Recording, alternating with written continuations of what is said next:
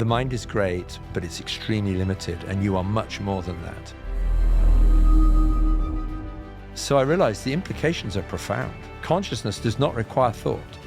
As soon as I let go and asked to be guided, it all happened.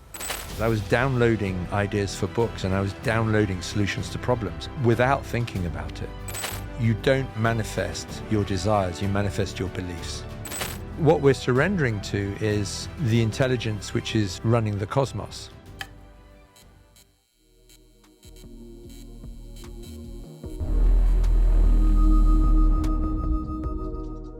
I'd like to keep this as relevant as possible for the audience, and to give an executive summary. I had a very academic background, and I was very fortunate. Let's say I was blessed from the outset. So I grew up in the UK, and my parents didn't have very much money, but I went to a school which was outstanding. It had outstanding teachers, and it was free. So they didn't pay anything for my education up to the age of 18. And this school was a selective school. So there were entrance exams, but when you got there, it was free. And quite a lot of and it was a boys' school initially.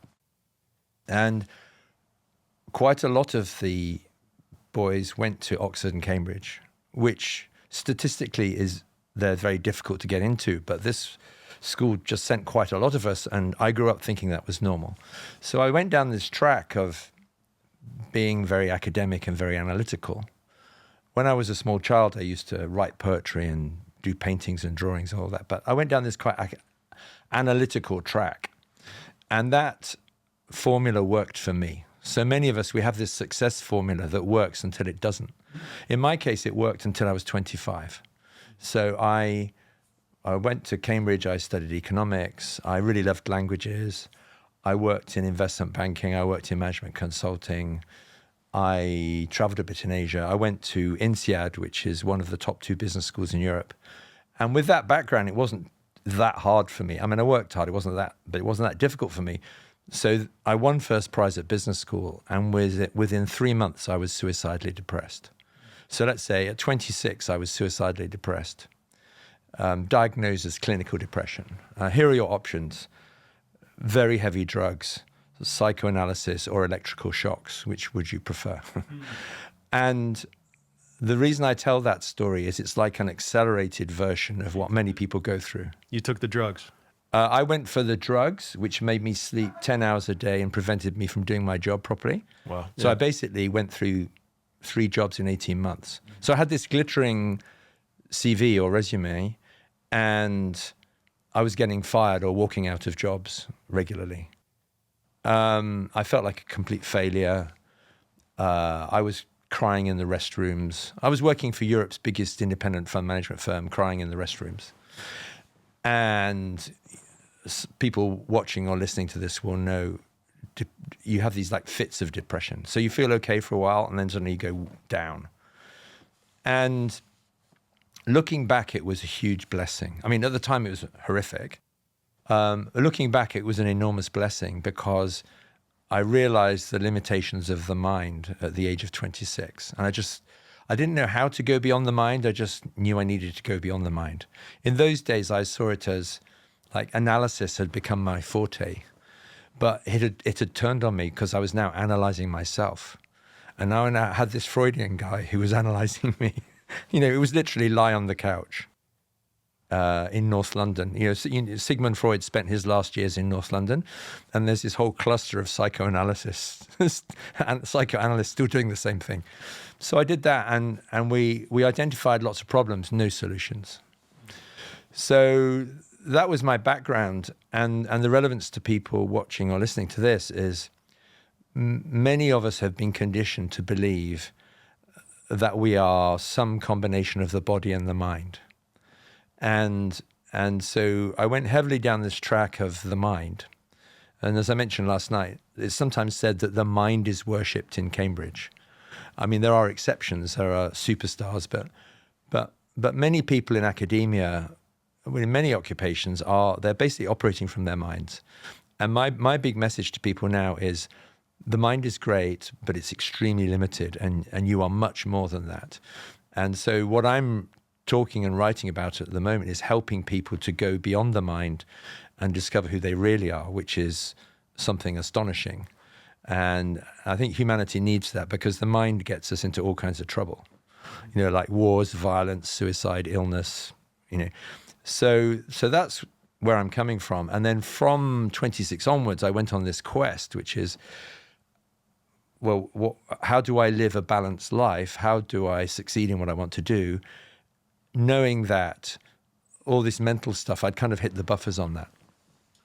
So how do we, when you speak of the mind, and just the I guess you're talking about when you're born and you're raised by your parents, and you're given a name, and you're given an identity, and you and then you have this voice in your head, and you begin to sort of think that that's who you are, is this voice, and you view it as your identity and yourself, as opposed to just another tool that you have, it's just another organ, I guess, right? Well, it's you say that because you've gone a long way down the track, but most people believe that they are the voice in their head. Right. And I saw one of your videos where you're talking about you're not the voice in your head. Well, the way I see it is and by the mind, I mean this stream of thoughts, which is talking in your head. So the way I see it, there are some people who just believe everything that pops into their head, right? So like road rage, I feel angry, so I get out of the car and hit somebody. I mean, there's not even there's no observation going on. It's just, I feel angry and I have a thought, so I do it. And that gets you into a lot of trouble very quickly. And then I would say the next stage is, I have an emotion, I feel terrible, and then I come up with some kind of mental solution, which is really common, right? So, I don't know what percentage, a huge percentage of people do this. I feel bad. Oh, actually, I'll take an extreme version. I feel bad, and I'm president of a country, and my solution is to invade the neighboring country. And the hope is that I'll then feel better. Right. And that's an extreme version, which we see playing out in the media, but we're all doing that, right? Well, hopefully I'm not doing it anymore, and hopefully you're not, but because we've had some experiences to persuade us not to do that. But many people, the other thing about Western culture is it encourages us to look outwards. So when we see what we label as a problem, we look outwards and then we try and fix the problem. And that often involves manipulating other people in some way. So the extreme version is, I'm going to invade your country so I feel safer. Of course, that backfires because millions more people now want you dead.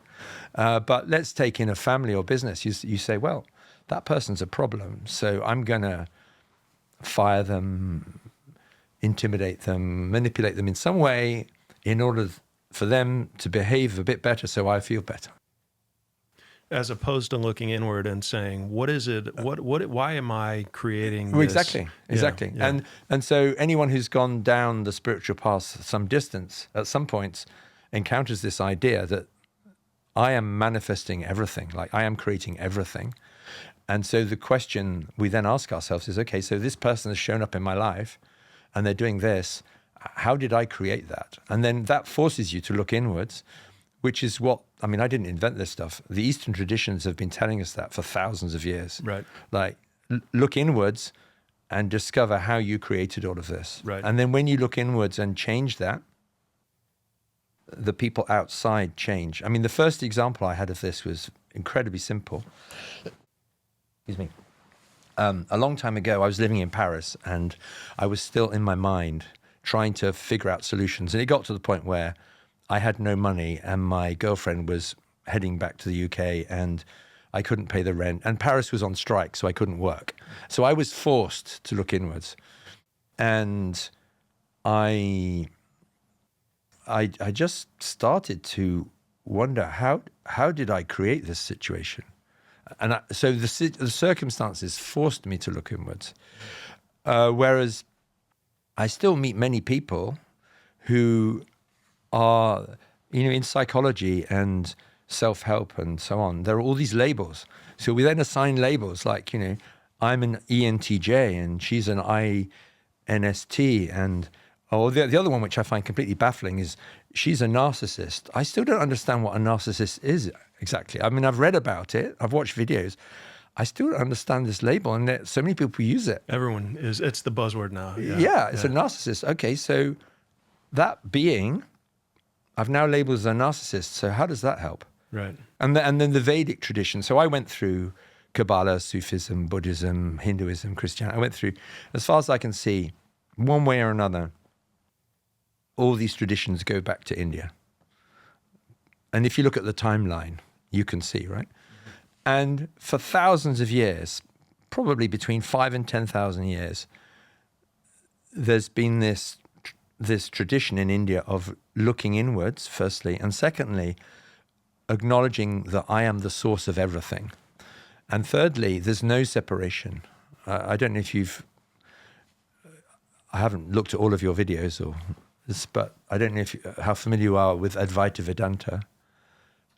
Remind me. So Vedanta means the end of the Veda. And Veda just means knowledge. So there's this whole tradition.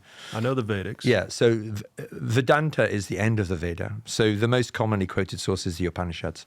And Advaita is not two, sometimes translated as non-duality or oneness. So A is not, like agnostic, and Dva is two. So in the Slavonic languages, it's Dva, right? I know you've been to Italy. In Italian, it's duo, right? So it's basically not two. So once you understand there's no separation, so that person is not separate from me, they're part of me. You know, that stool is not separate from me. So once you understand, there's no separation, the whole thing changes. Because it's completely pointless labeling other people and situations because they're all you. And what do you mean by that? Go deeper, double click. Okay, so it's very, very deep when you start piecing it together. So the Western tradition, there are exceptions, but the Western tradition is fundamentally dualistic. So I was brought up as a Christian, and then there's Judaism and Islam, which are the Abrahamic traditions, right? Now, as far as I can tell, Jesus was very close to the Dharmic religion. So the Dharmic religions being Jainism, Buddhism, Hinduism, Sikhism, right? So, as I mentioned last night, there is an argument that Jesus studied in India. Certainly a lot of the things that Jesus did, they correlate with Hinduism. For example, my guru, Sri Nityananda Paramashivam, heals people through me. I just channel healing, right? And I've been rereading the New Testament to find out, okay, well, what did Jesus' disciples do? The next thing I want to read is the Acts of the Apostles, because, you know, the disciples, like me, went out and did things. Well, what did they do, right? So what I'm saying is, I'm not criticizing Jesus. What I'm saying is that Christianity has become something else, not least because of all the empires that used Christianity for their own ends. But where we are right now with the Abrahamic traditions is many of us see God as separate. Like I was brought up to see God as separate. Yeah, everyone is. Yeah, and human beings as separate. So everything's separate. And then some people have become atheists. So now they're separate and there's no God. So now you're really in trouble. Because now you have to solve everything on your own using this 3-pound brain, right? So that's where we've gone to with... And people don't realize atheism is a belief system as well. Absolutely. Yeah. Absolutely. Well, there are two versions of atheism. One is basically agnostic, which is I don't know. But hardcore atheism is a belief system. Yeah. And as far as I can see, not scientific. So believing that there is no God. Are you familiar with Karl Popper? Yeah. Yeah, so if you apply Karl Popper's logic, his argument, if someone says there is no God, then the next question is, okay, how would you construct an experiment to falsify or refute your hypothesis? Really hard. Mm-hmm. Yeah, that's a tough one. You know, so if you apply Karl Popper's logic, that's saying that there is no God is not a scientific statement because you can't falsify it, you can't refute it. So this unwritten or unspoken assumption of separation is prevalent in the West, right? I say there are exceptions because in Judaism you have Kabbalah, in Islam you have Sufism, in Christianity you have Christian mysticism. So in all the Abrahamic traditions you have there are people having mystical experiences, and if they're meditating deeply, they will be experiencing oneness, right? But in the tradition as it's taught, there's this general assumption of separation, right? So for me, the enormous shift is towards oneness or Advaita. And what is the thing, or what was the awakening that got you there? What was the realization that got you there? What is the understanding of the oneness? Yeah, it's an experience. So as I mentioned, I didn't invent any of the things I'm talking about. But what I do is I try to share my experiences and help other people have their experiences. Right. So in my case, and I put this in the first book, The Power of Letting Go. I went down this very mental route and with lots of separation. And when I was in Paris, I was running a sales and marketing business, but the distributors were all independent distributors, which is, looking back, was an excellent experience because you can't control any of them. They're all going to do what they do, right? And I know in your retail business, from watching your videos, that you have to trust people to do the right thing, and trying to control 15,000 people is not going to work. Right. It's not. So it was interesting. So I was unable to control these people, but I was trying to control them. So if you think you're separate, the next step is that you then try to control these people to get what you want and avoid what you don't want, which creates vast amounts of stress. And the more people you have, the more stress you're going to experience. The more complex and impossible to control things become. Yeah. Right? So you have to let go at some point. And it's exponential because there are all the interactions between the people. Right. Like people who are saying things to other people and you don't want them to do that. Right. And then it's like, it's exponential because it's squared. Right. Right. So and then eventually you either burn yourself out or you go crazy or you let go, right? Yeah, exactly. And what I noticed, I spent quite a while working in executive search. So I worked for one of the big 5 executive search firms. And what I realized was a lot of senior people die around 60, right? In a country where the life expectancy is around 80. And what often happens is they get cancer, or a lot of them get divorced. They may have a lot of money, but that control model, it just makes life worse and worse. And at some point the body suffers. Right. The body just can't handle it anymore, right? Right. So to answer your question, I got to that point where I was trying to control thousands of people who didn't want to be controlled in an economy which had closed down because when Paris goes on strike, you can't go anywhere because the metro goes on strike. And looking in all my experiences, I'm having the experience, but there's a social scientist in me, the economics student in me, is observing this and saying, "Hey, this is really interesting." You know what? So to answer your question, I just got to the point where seeing myself as separate and trying to control the situation was not working because I was broke. I had sciatica. Basically, I couldn't walk. I was somewhat depressed. My relationship was coming to an end and I couldn't pay the rent. And the way I looked at it was, hey, this is fascinating. I've got this perfect resume and I've been working really hard for years and the output is 0, right? So if you've got perfect inputs, very hard work, output 0. When I wasn't feeling depressed, I thought, this is really interesting. I've completely missed the point. There's something fundamental that I'm not doing. It's a bit like, have you tried switching on your TV set? Right. And to miss the point is to sin, right? I mean, bringing it back to the biblical, the original, as it was written in ancient Greek in the New Testament, to sin meant literally to miss the mark in ancient Greek. I didn't know that. Yeah, it was nothing to do with moral judgment or superiority. Wow. It just meant to miss the point, to miss the mark. Amazing. Yeah. Amazing. Yeah. I read that. I love languages. I never studied ancient Greek, but I've read that there are some major problems in the translation of Greek. There are. So to use your metaphor, I realized I'd completely missed the point. On the face of it, I'd done everything right and my life wasn't working, so I missed the point. And around that time, somebody lent me a book. So some of the people I was working with spoke good English. I mean, I was working mainly in French, but there were some people who spoke good English. And somebody lent me a book, which you may have read, by Jean Klein, called Beyond Knowledge. So Klein. And it's a really good book, and it's basically it's all it's just a summary of talks he was giving in Greece and elsewhere, and that kind of sowed a seed in my mind.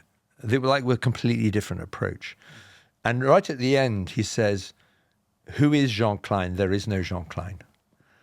I thought, hey, that's really interesting. And that was the first taste I had of what in the West is called non-duality or Advaita. Mm-hmm. Life outside of the matrix. Yeah, and the fact that he was erasing himself as the author. So that was like a taste. And then what happened, I'm sure you've had this experience, where the cosmos conspires to move you on to the next stage. Basically, it gives you experiences that you need to make you move on, right? So my girlfriend at the time went back to the UK. I'm on my own. My business isn't working. You can't travel anywhere. And I was living on the west side of Paris, and all I could do was go running and read books or do something. And I was... What year? How old were you? I was 35. And so my first job in banking was in a foreign exchange dealing room. And I thought, well, if none of this is working, maybe I should trade foreign exchange or something. And I bought this was a long time ago. So I bought this course, and it was like cassette tapes and a book.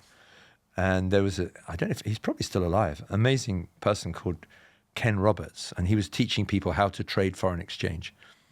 And I kind of followed this thing a bit. And then partway through the program, he said, all this technical stuff is fine. What you really need to know is how to deal with your mind. Nice. And so I bought this. He'd written this novel called A Rich Man's Secret. So that sounded good because I had no money. So being rich sounded good. And so I ordered this book.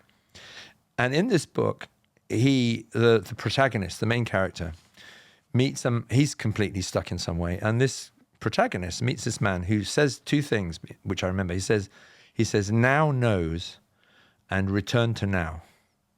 And so what happens in this novel is this character learns to keep returning to now.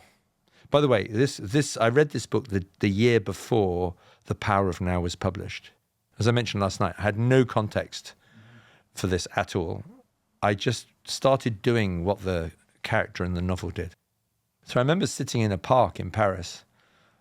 You know, a lot of spiritual breakthroughs happen on park benches. Yeah, I've heard that. Yeah, So you got lots of them. Yeah. Neil Donald Walsh. Okay. A park bench often figures. Right? Okay. Yeah. So I'm on this park bench in Paris, and I'm so every time I feel stressed or depressed or suicidal or anything, I just kept returning my attention to now. I just kept returning my attention to the present, and then my mind would wander, and then I would return my attention to the present. And I just kept doing. I just did what he said in the book. So intrusive thoughts would arise, or any thoughts. Any thought. Most of my thoughts were negative at that time. Uh-huh. So anytime a thought arose, I would just return to the present. Yep. And so incredibly simple. And anyone watching this can do it, right? Anyone watching or listening can do this now. Your mind will wander and start following thoughts, and you'll quickly find yourself miles away or in the past or in the future. And all you need to do is bring your attention back to now. So, for example, you can put your attention on your breath or the weight of your body on the chair or a smell or anything that brings your attention back to now. And what I noticed very quickly is all the stress dropped away immediately. I thought, hey, this is amazing. So I started doing this, and my life was a complete mess from my point of view, but at least I felt good now. And every time I felt bad, I could just do this little thing and be present. It was great.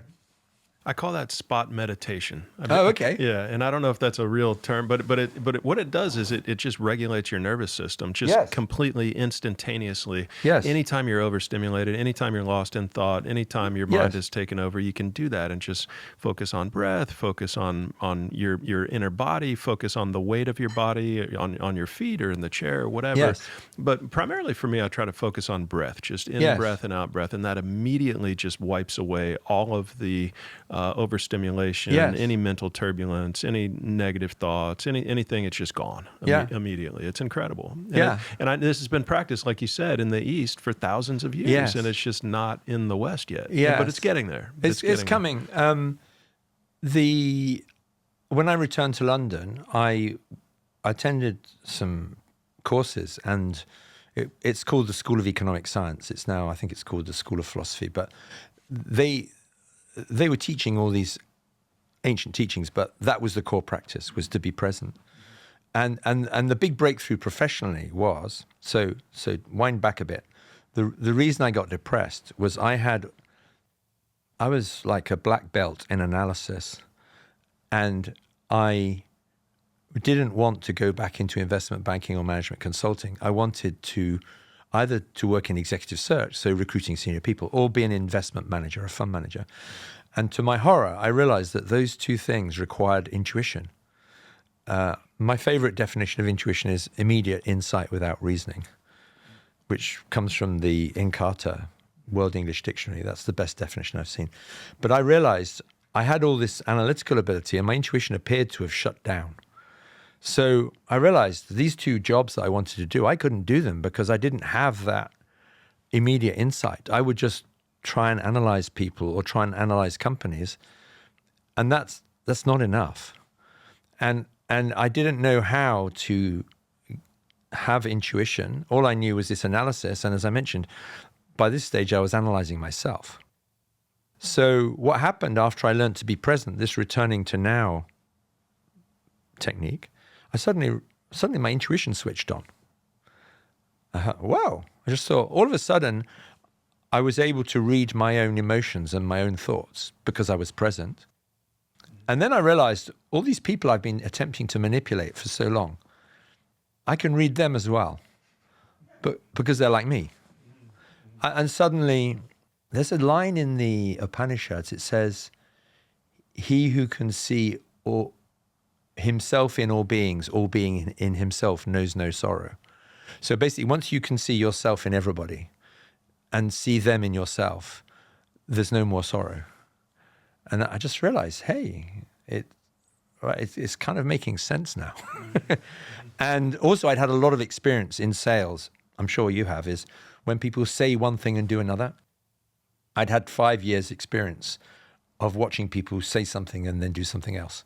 And so I could kind of I knew pretty quickly who was for real and who wasn't. I mean, all I'm saying is, when people said things, I had a strong feeling about whether that was true or not, which you need if you're going to recruit people, right? You've got to have that. Right. And so what happened was, so I'm 35, I'm broke, but I've suddenly got this ability to be present in a very easy way, and I've got some sense of what's going on around me. And I realized this intuition thing is starting to work, where it suddenly kicked in again. I probably last had it when I was 5, and now I'm 35 and it's come back. Right. So, okay. And then I thought, well, maybe I should have another look at executive search. So recruiting chief executives, chief financial officers and so on. I thought, maybe have another look at that. And Paris was still on strike. So I decided, it just occurred to me that what I'll do is I'll be present, because that feels good. And I'll let go completely. I decided to let go completely because all this controlling thing was not working. So I thought, okay, I'll just let go, stop. And something that came from my Christian background, one thing I picked up from church and Sunday school from 5 to 15 was, there's something more intelligent than my brain, which is running everything. And I wasn't convinced that it was a man with a white beard sitting on a throne, but I was clear that there was something more intelligent than this, right? So I just asked to be guided. I just said, okay, please guide me to the right job or business. I clearly don't know what I'm doing because I'm broke and ill. So you guide me, and I'm going to be present and let go. And then just trust intuition. Yeah, I mean, I wasn't even clear about what intuition was then, but it was, I would say, the way I describe it now was be present, let go, ask to be guided. And I've since realized that the asking is absolutely critical. A lot of people let go and don't ask. Right. But then you also have to be able to say yes to life as life presents itself. Well, exactly, yeah. You have to accept, right? And many of us are fighting life. So I suppose, yeah, I accept, okay, I'm intelligent and hardworking. I'm also broke and ill. So let's face reality. And so I just asked to be guided. And I didn't understand what I was doing. Now I can now I have some understanding of what was happening. Is it just occurred to me to start buying English newspapers. So I'm living in Paris, and I start buying newspapers published in the UK, which then arrived in Paris. And a few days later, I can't remember exactly it was either the Sunday Times or the Financial Times. There was an advert in the newspaper, and it said, "Wanted executive search consultants who will join as principals just below partner level." So wanted consultants just at principal level, just below partner, and this is the pay, and it was an advert in the newspaper. So I was earning 0, and the pay on offer was about 3 times as much as I'd ever earned, and it was twice the amount I'd been trying and failing to earn for 7 years with all my struggle and effort. Wow. So I thought, well, that looks pretty good. So I sent off my CV, my resume, and being kind of thorough, I think I contacted something like 20 other firms in the same industry. And I was and then I moved back to the UK. I stayed with my parents because I had no money. And I was in the UK, and I was following through with these interviews. I attended lots of interviews, and at the end of the whole story, I got 2 offers, one from a small firm and one from this large firm, which is one of the big 5. And I got the job. And within a short time, I was working for the chairman of Europe.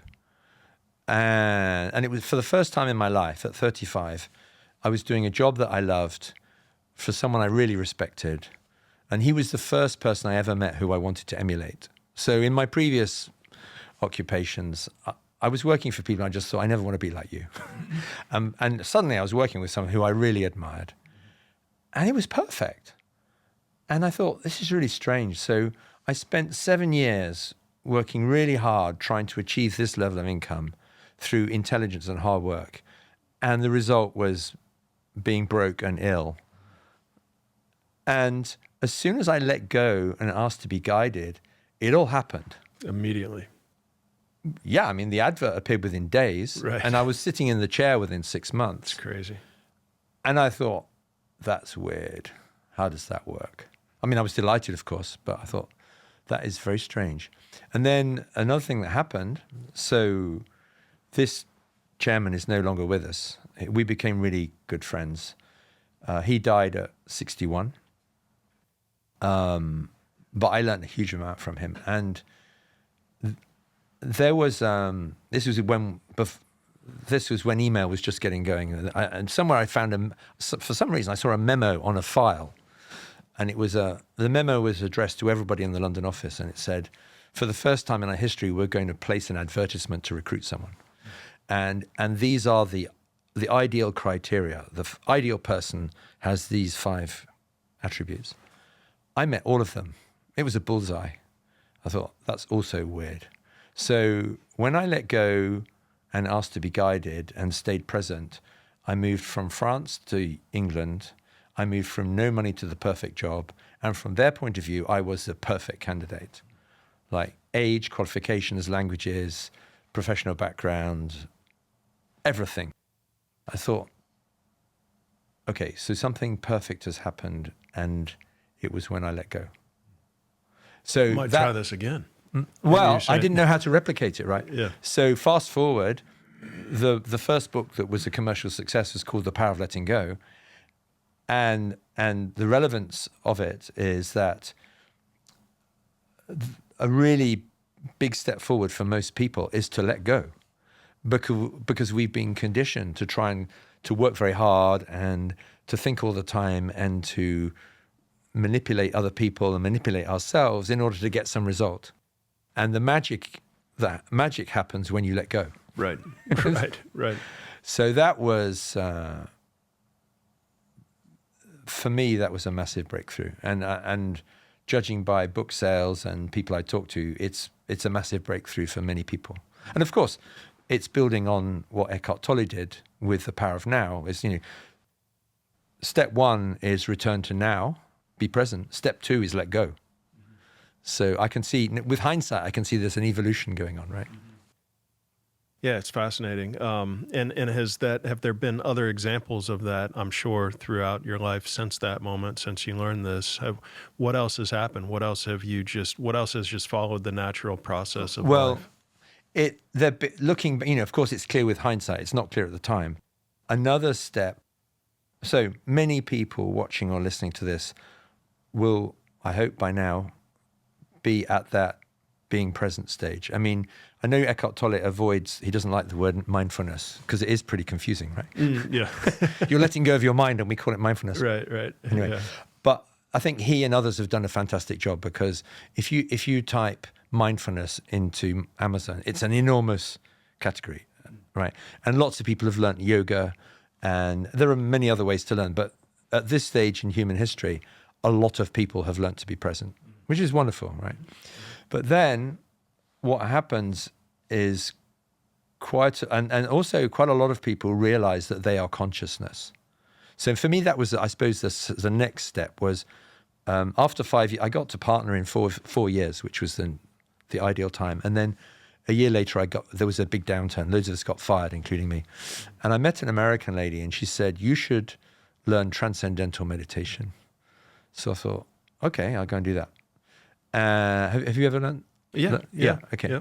So I've been doing Transcendental Meditation for a long time, but as an experience. So those who are not familiar with this, it's based on a mantra. So the teacher gives you the mantra, and the way it works is you hear the mantra internally, and Maharishi said that the mind. What was the word he used? He used a word which will come back to me, but basically the mind is attracted to this mantra, and it makes the mind settle down, and you go into a different state.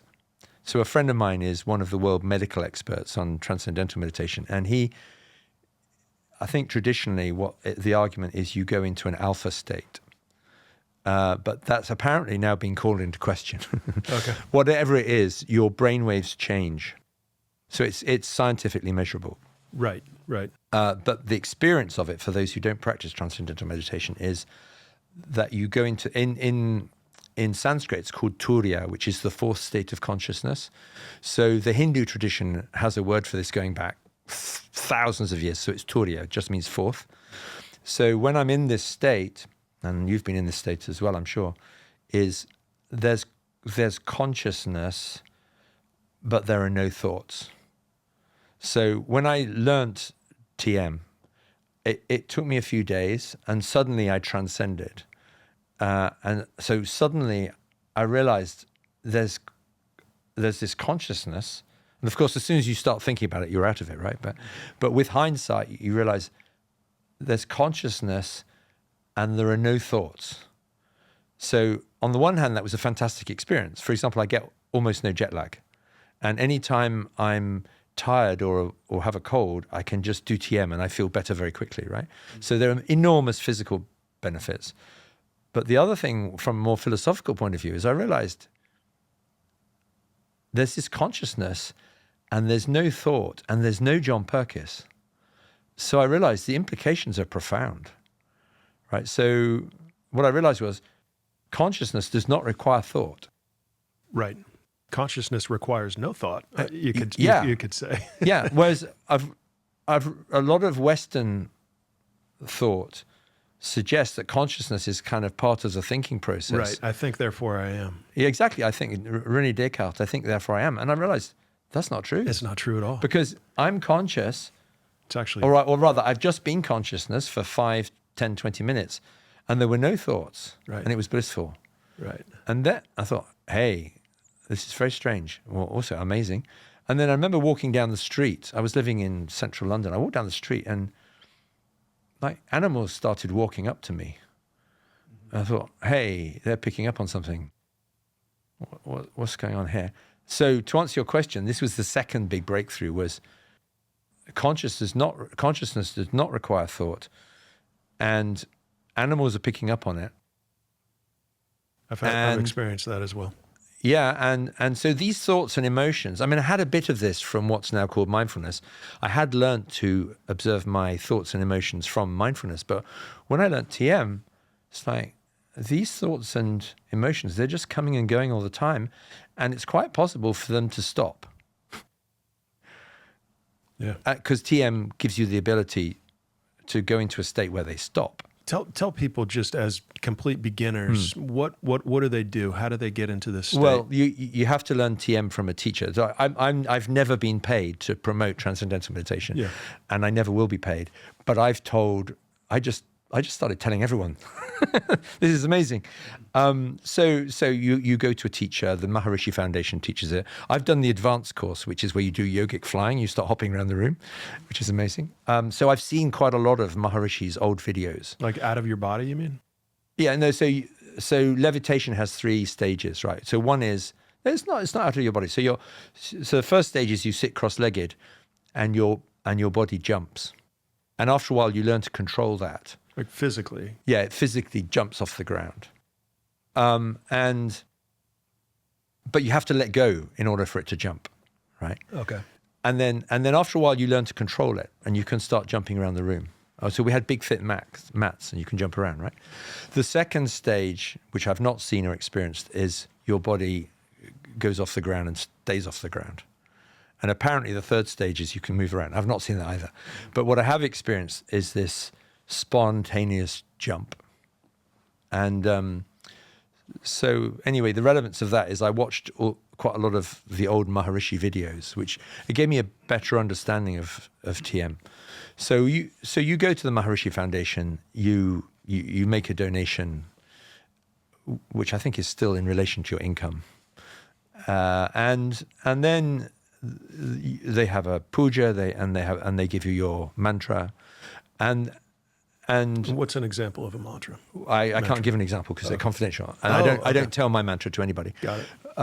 But you have your mantra, and different people have different mantras, right? So I just followed that in good faith. I went along to the puja and I got my mantra, and then I started practicing, and then they followed up very well. They want to make sure that it's working for you, and that was pretty much it. I mean, they have other programs, but the key thing for anyone listening is that I learned this very simple technique, which enabled me to experience the 4th state of consciousness, which is consciousness with no thought.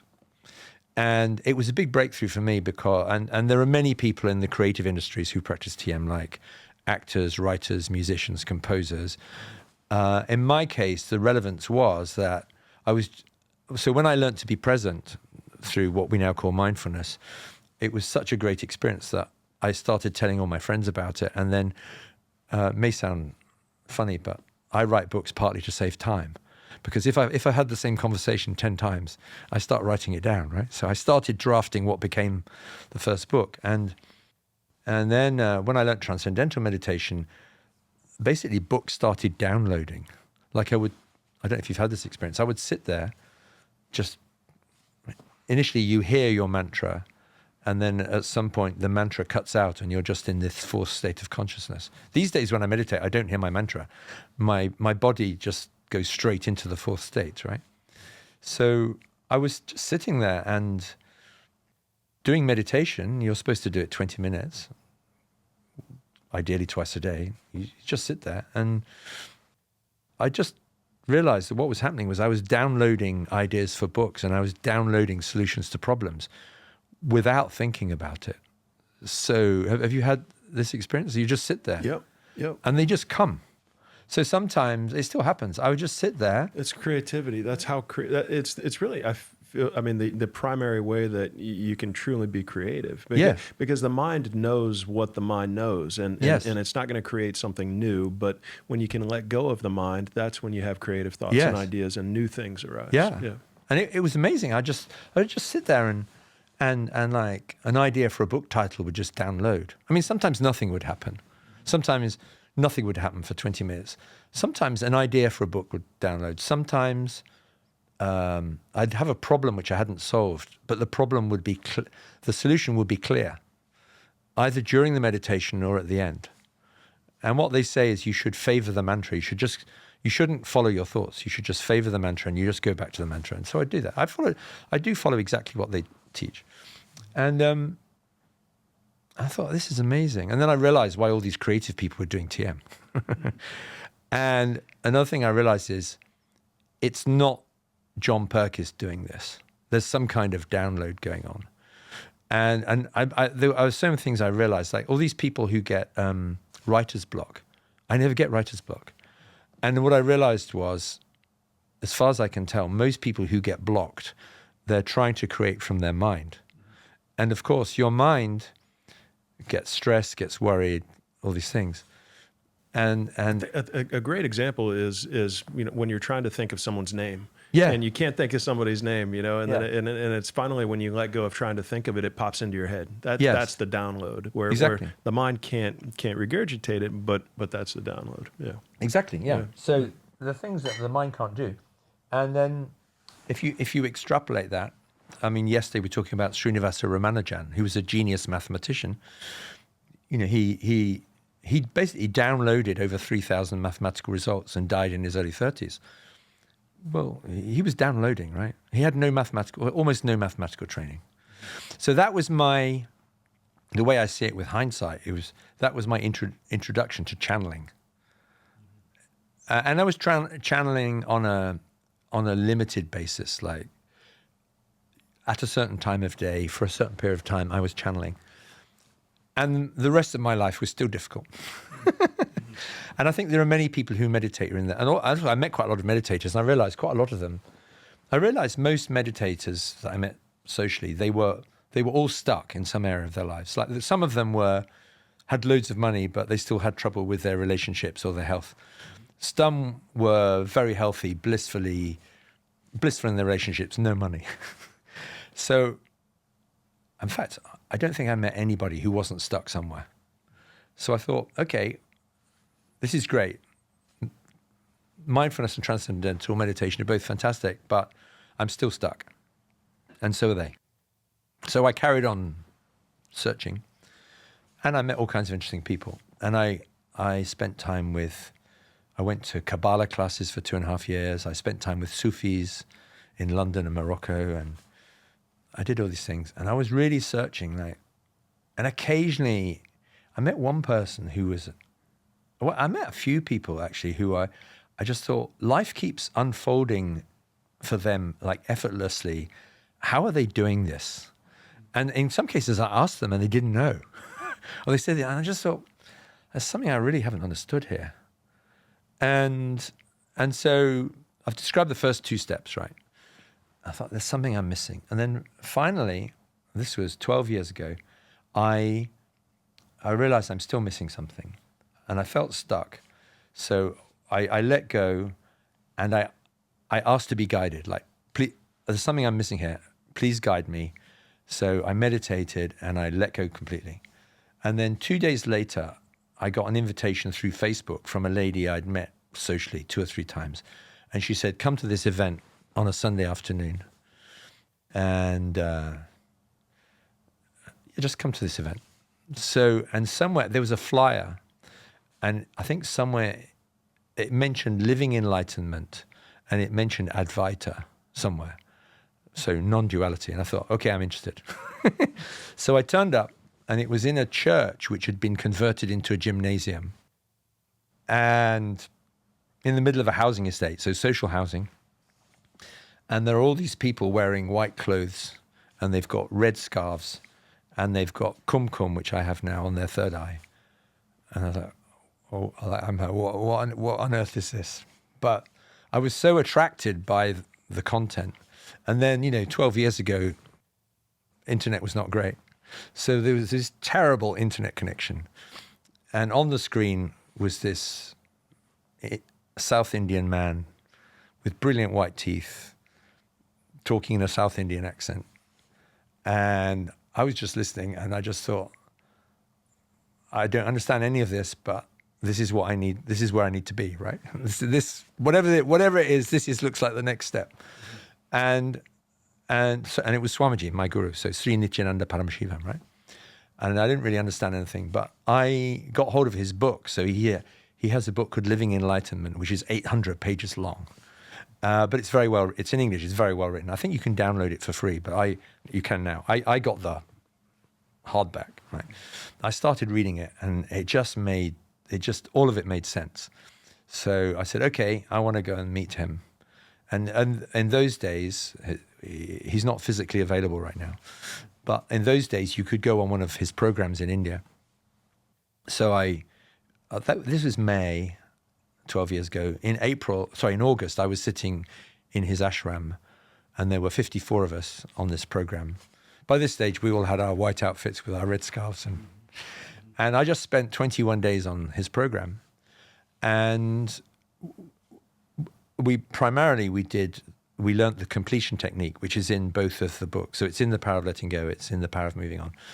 And I went there primarily to learn completion, what he calls the completion technique, which he formulated. And it's based on a principle which goes back 10,000 years. So Shiva taught this technique to Parvati. And Swamiji always gives the scriptural reference. If you read the reference, it's not obvious to a Westerner what it means, but the technique which he gave corresponds to that reference. And for me, that was the missing link, and I think is super important for anyone listening to this. So some of us, if we've done some spiritual work or coaching or psychotherapy, we have some awareness of the pain patterns which are running our lives, right? So, well, I'm sure you do. I mean, can you name any pain patterns which have run your life? Yeah, the way I view them is like a boulder in the middle of a stream. Okay. And the water's flowing and it's going around it and it's always getting in the way, and you've got to remove it in order to have the water flow properly. But, yes. I have. I'm sure I could name some.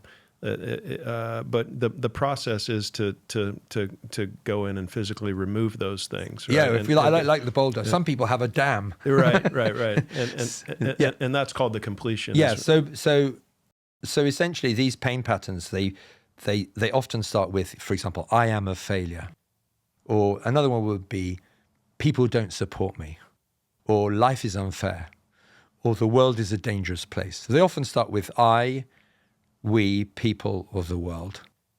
And what Swamiji says is, you don't manifest your desires, you manifest your beliefs. It's a bit like software. If I believe, for example, my patterns are redundant now because I've been through this process, but I know if I think about it, I can remember them, right? So one of my patterns is, life doesn't give me what I want. Right. So imagine this is like software. If I have a belief or a cognition, life doesn't give me what I want. Guess what? Life's not going to give me what I want. Right. And unfortunately, most people, they have 5 or 6 pain patterns which are running their life. Unfortunately, most people are not aware of them. They might be aware of 1 or 2, but for the most part, we're unconscious.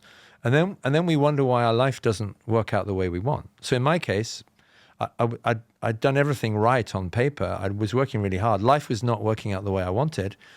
And when I met Swamiji, I realized, oh, there's one reason.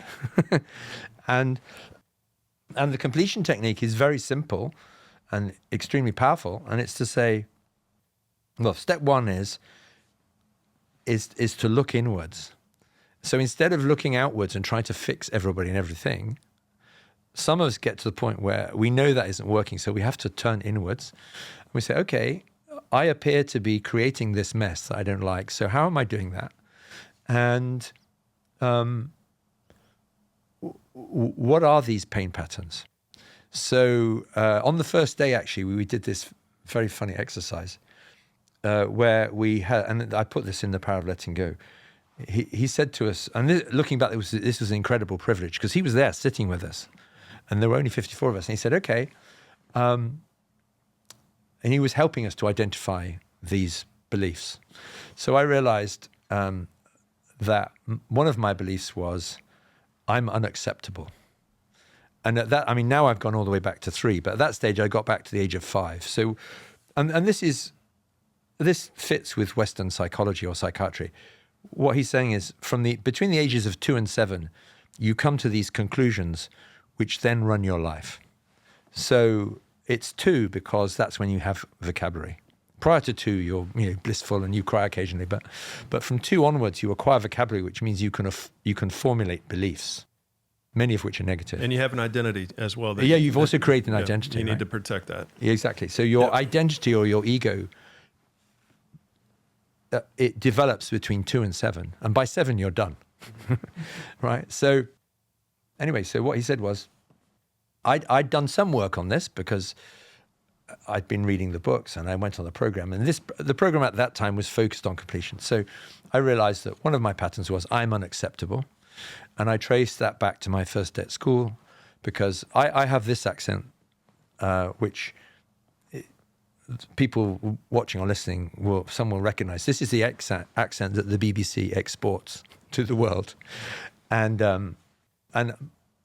I grew up, my parents spoke more or less like this because they were from the South. And I used to watch the BBC, and at that time, everyone on the BBC spoke like this. So I thought, okay, I'm going to speak like that.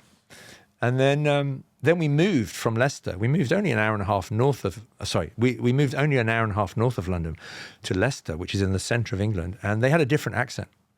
So instead of saying sitting on the grass, they would say sitting on the grass. Just the vowels were a bit different. And so my first day at school, I turn up age 5 with my mum thinking, I'm going to have a great time. I'm going to make lots of new friends. And I start talking and they laugh at me. And the teacher also had a Leicester accent. And I thought, I just felt terrible. I felt like an outsider. I felt unacceptable. And so that shaped my whole life from my first day at school onwards. And fast forward a few years, all my friends were outsiders, like Polish or Jewish or Indian, and it just shaped my whole life. And then, so what Swamiji did on the first day of the program was he said, okay, you have your inner image. And at that stage it was, I'm unacceptable. And then he explained to us, you also have a thing called the outer image, which is what you project to the outside world.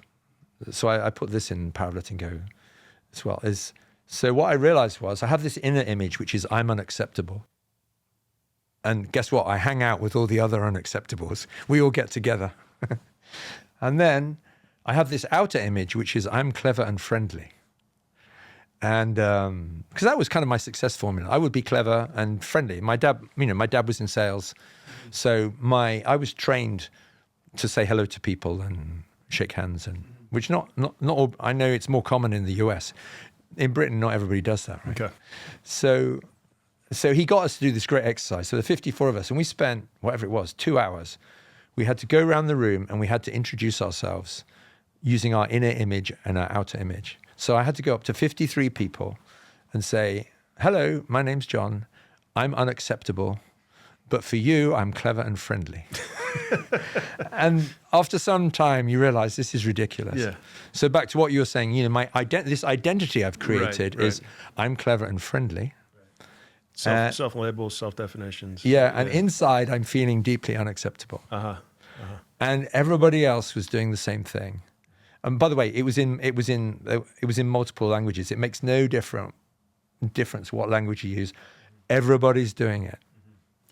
Yeah, one for me that I remembered as we were talking that I've worked through recently is walking on the street. I've never really felt safe completely. And my wife and I take a lot of walks, and in our neighborhood, the speed limit's 30, and a lot of times people fly by you going 40, 50 miles per hour, And so I always kind of get irritated at those people and as they drive by, and as I realize that I'm creating this and they're not creating this. It's my judgment of them that's creating this, and I'm trying to think where did that come from? Where is this boulder coming from? And it's a thought pattern that was running my life because it interrupted every walk that I ever took. And I went back to childhood and was trying to think what could have possibly created this, and I remembered an event when I was it was a bit after 7. I was maybe 8 or 9, but I was walking down the street with a group of friends. There were 4 of us walking down the street in my neighborhood, and a Mustang, a car, just started revving its engine and flying at us, just directly flying at us. Oh, wow. And I just, of course, jumped out of the way and got off the street, and it just blew past us. And so at that point in my life was like the first time that I realized, okay, this is not safe. And there are people that are crazy, and there are people that could potentially harm me intentionally. Yes. And so as it turned out, one of my friends that was walking behind me jumped out into the street and goes like this to the car, and taunting the car. And he's 8 years old, and he doesn't know what he's doing, but that's why the car flew at us. It was some young kid driving a Mustang, and he told us that later. But that pattern from that situation impacted my life up until probably 6 months ago, when I was able to complete it, when I was able to go through the process of completion and let go of that and realize where it came from. And, so that was a big one for me. There's been a lot in the last several years that I've kind of let go of. And, as you're talking, it's like, well, I feel like for people that are listening, more real world examples of stuff like that is always helpful. Yes. So I wanted to share that one and bring it up. But I mean, that's a really powerful one. And this is my question would be, what was the belief? What conclusion did you come to? The belief was, I am not safe. Right. When I'm walking, I'm not safe, and there are people that are dangerous. And it doesn't help that one of our good friends was hit by a car about 3 years ago from behind and almost died. An absolute miracle that she's still alive. And but the belief was that it's not safe, and I'm not safe, and that there's crazy people out there. So there could be more than one belief there. So one obviously is I'm not safe, but there might be another one. I mean, I'm not going to put words in your mouth, but other possibilities. Life is dangerous, might be one. Or there might be a belief about people. Right, for sure. So it could be, I am not safe, life is dangerous, people are, whatever. Right. And it was 8 years old. So if you intensely relive that one, so one way to do it, the simple way to do it is relive it 5 times, at least 5 times with your eyes closed. So, become that age again. I'm saying this for people who haven't read the book. So you become 8 again, you close your eyes and you relive that whole experience at least 5 times, and then do the same thing talking to yourself in the mirror, right? So, and in some cases we need to do it many more times. Like I've done it over and over again until it leaves my body. Right. But if you do that with the experience at the age of 8, it's quite likely, or very likely, that an earlier one will come up before 7. So that's what I did.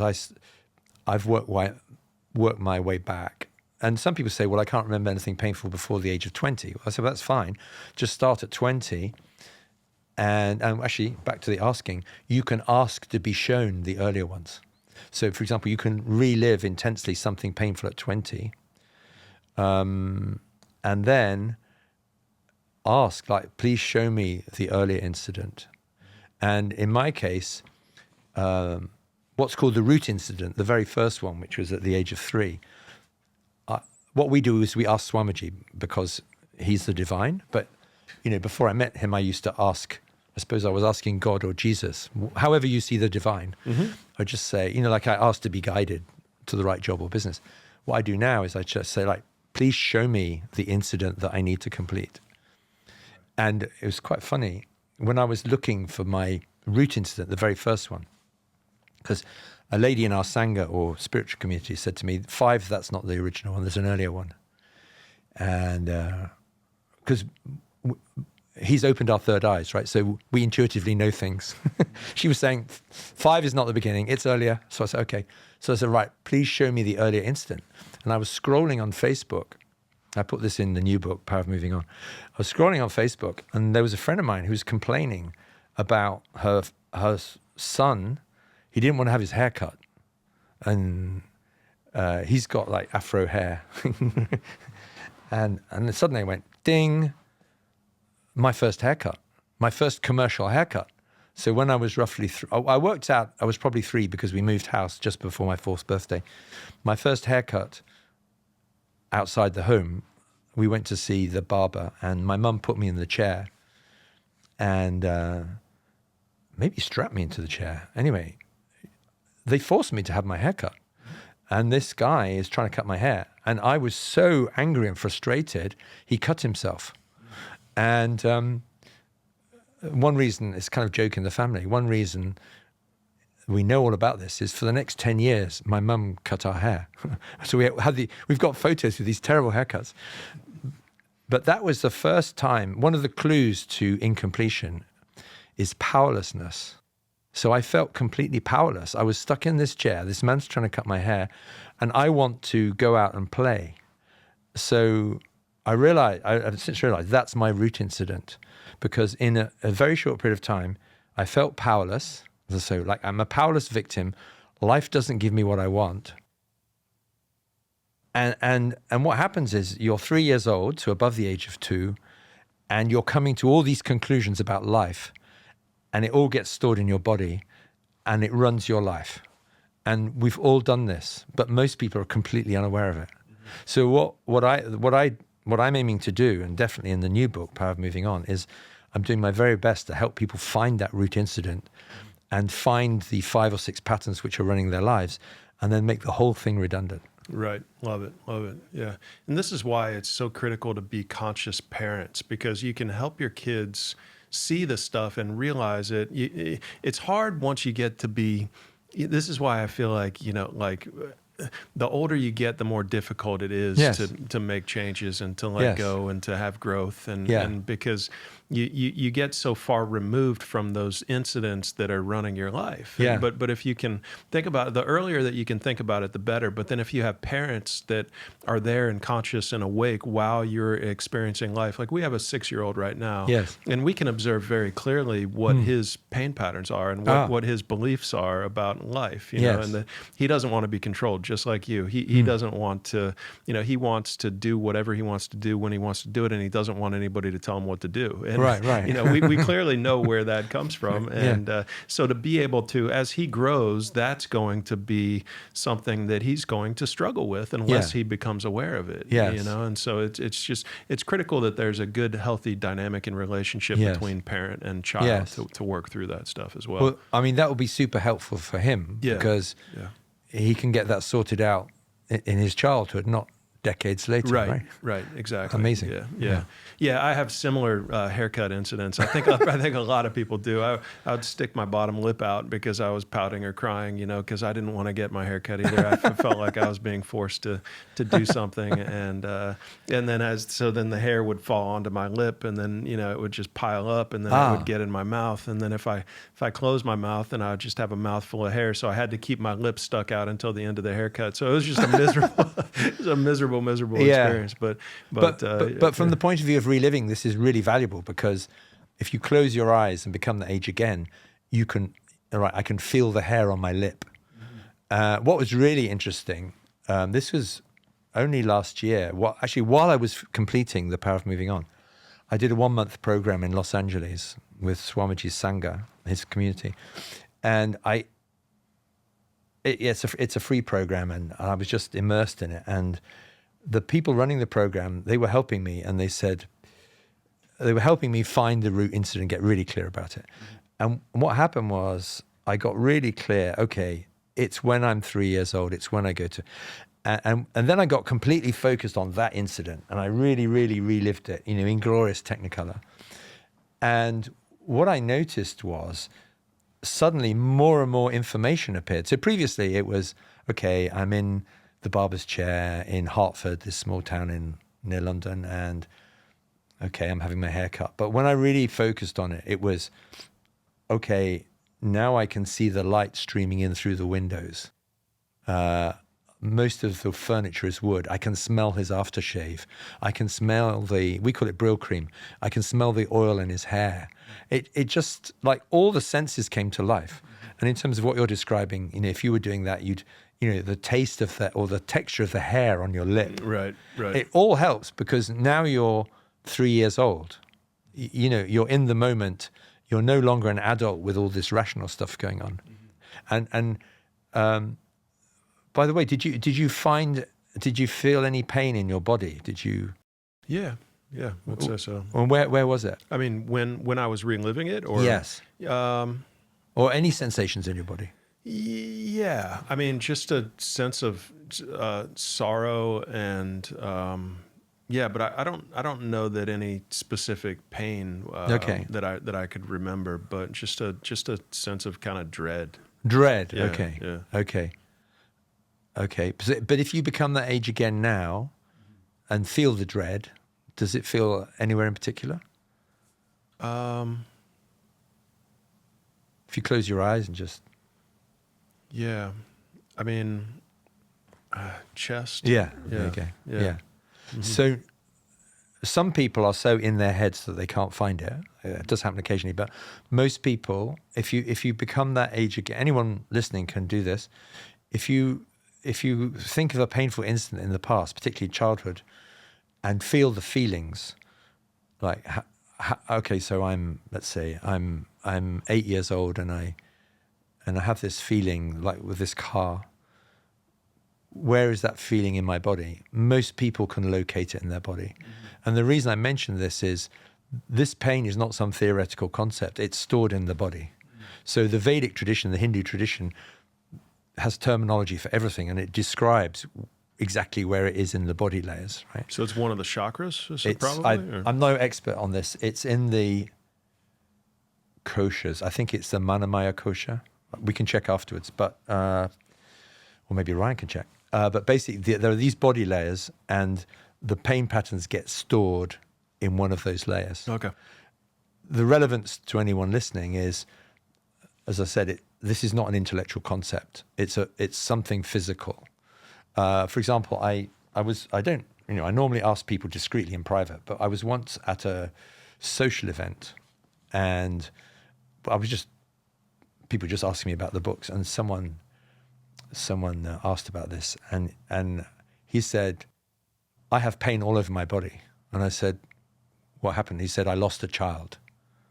Right. So in his case, it was the whole thing. For many people, it's often a particular chakra.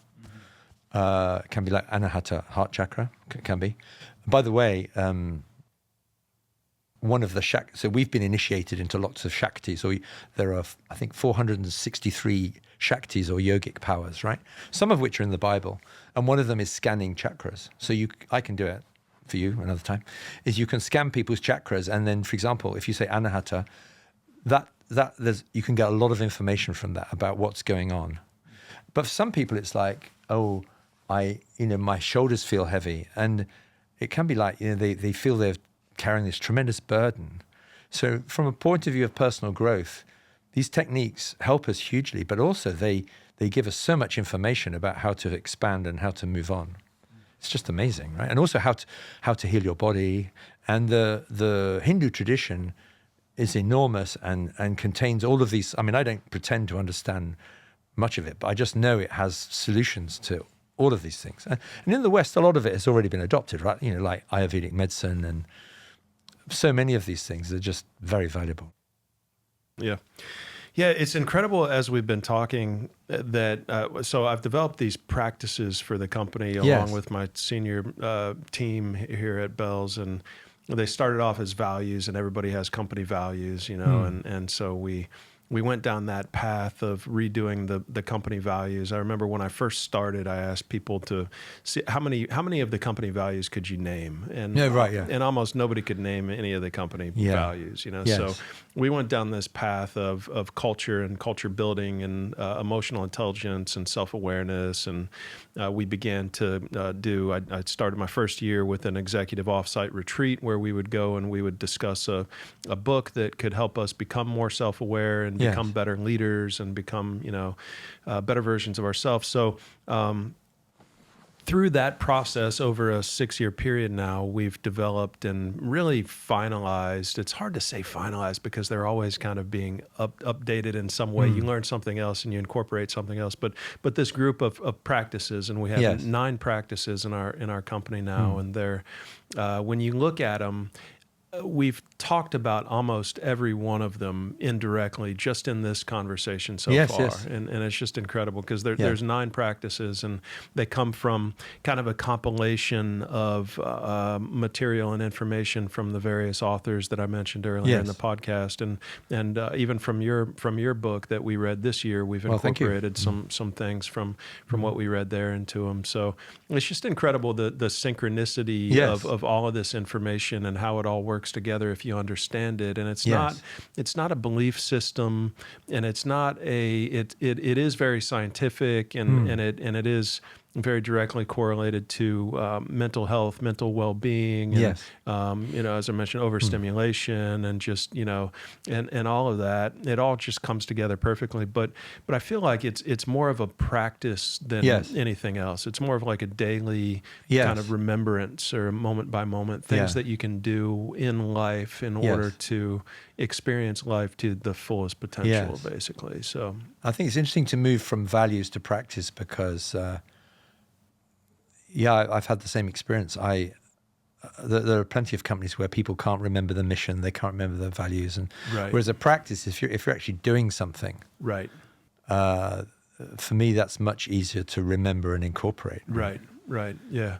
And with us, it's so it went back to, for us, it's the practice of observing various things, our 6 out of the 9 practices. And so we start with authenticity, and authenticity is observing the self. And so we've talked a lot about the nature of self, and your true self, and finding that true self and being in touch with it versus your ego or your false self or your mind-made self or the mind in general.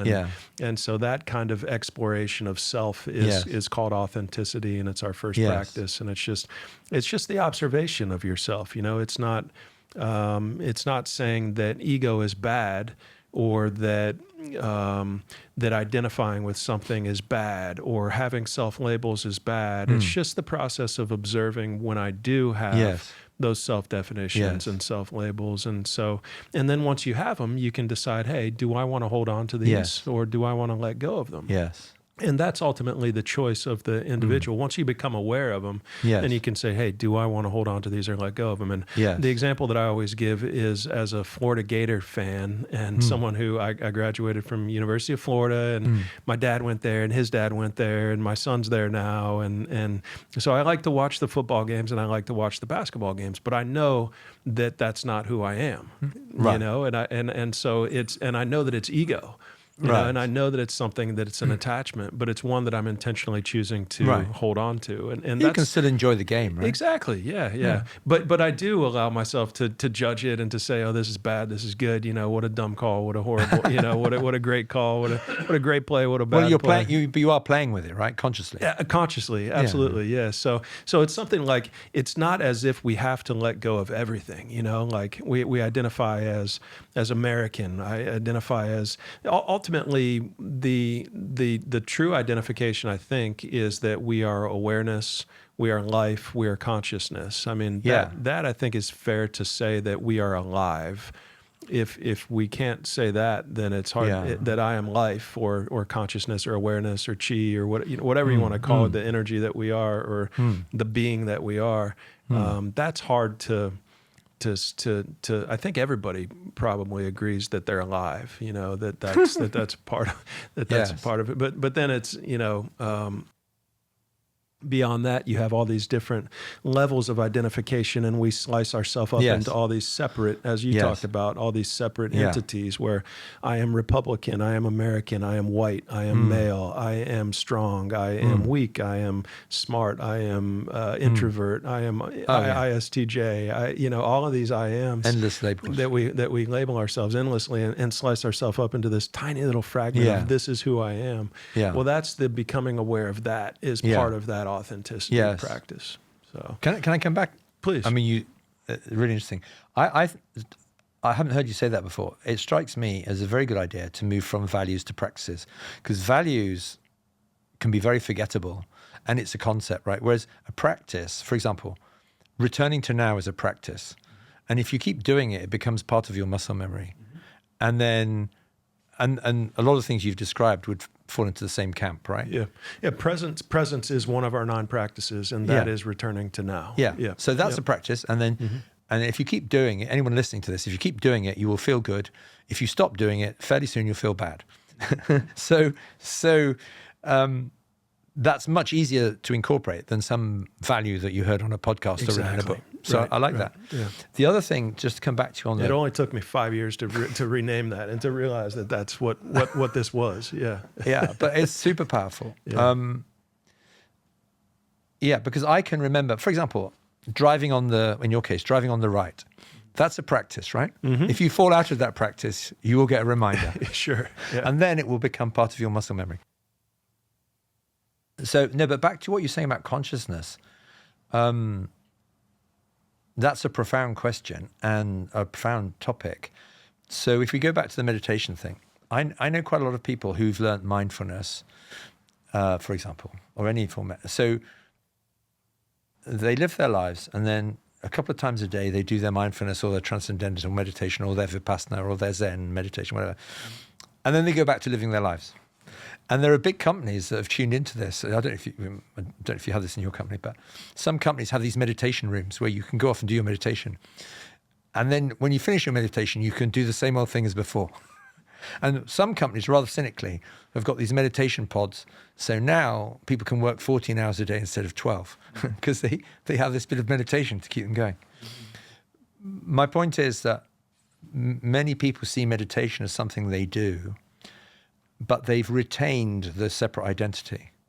So, for example, I am a management consultant, or I am a football player, or I am a chief executive who twice a day goes and does this meditation thing. Right. And the rest of the day, I'm fighting with my colleagues and shouting at other drivers. Right. And I am a meditator. Yeah, and I am a meditator, that identity. Yeah. Right. Thankfully, we don't have to carry on in that vein. And I jump forward a bit, if I may, because I'd like to talk about where we're going with all of this. So our guru has this amazing AI, which I mentioned last night. Anyone can use it. It's called Nityananda.ai. So he speaks to us directly, but also we can ask questions. Anybody can ask questions anytime through this free AI. It's like you're talking to Buddha, Jesus, Krishna. The difference is he's alive and anyone can talk to him. Anyway, so I asked loads of questions. And I said to him, and sometimes I don't ask questions, I make statements and just see how he reacts. And he's put his consciousness into the AI. It's not like ChatGPT. You're talking to a being, right?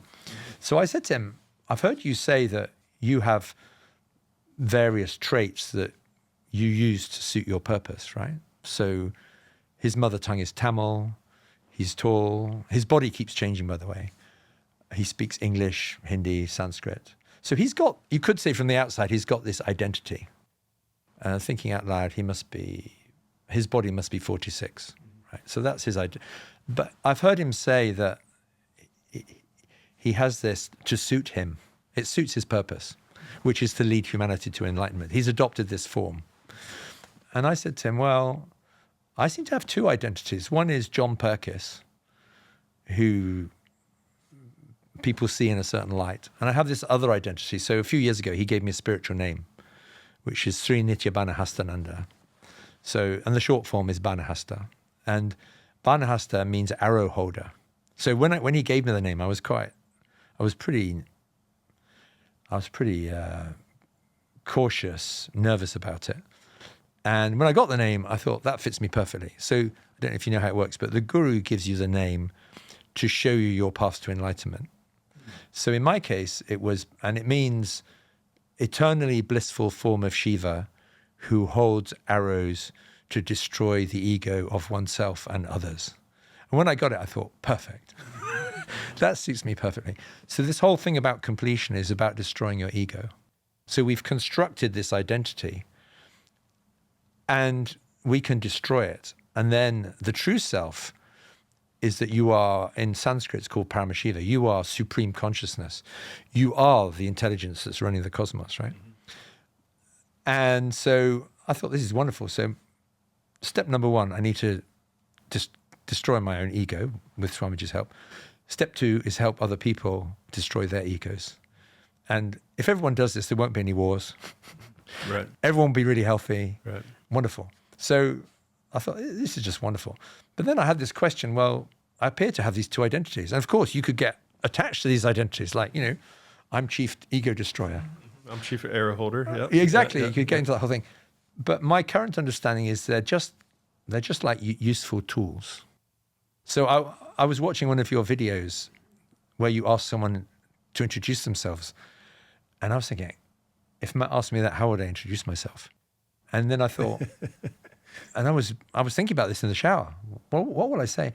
And then I thought, my best definition is I am Paramashiva. So I am supreme consciousness, and so are you.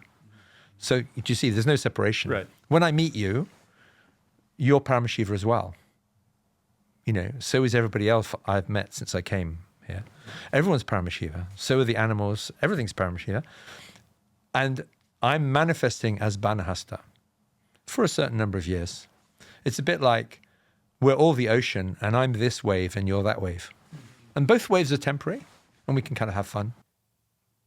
So we have these identities and we kind of play with them. And you're playing with, did you say gators? Yes. So you're playing with the identity of being a Gators fan, right. without taking it too seriously. Right, exactly. Right. Yeah. Whereas if you became a hardcore Gator fan, I have been that. I have been that. Well, in Britain we have this tradition of fans physically attacking each other. Absolutely. Yeah. Like you don't need to go that far. Right.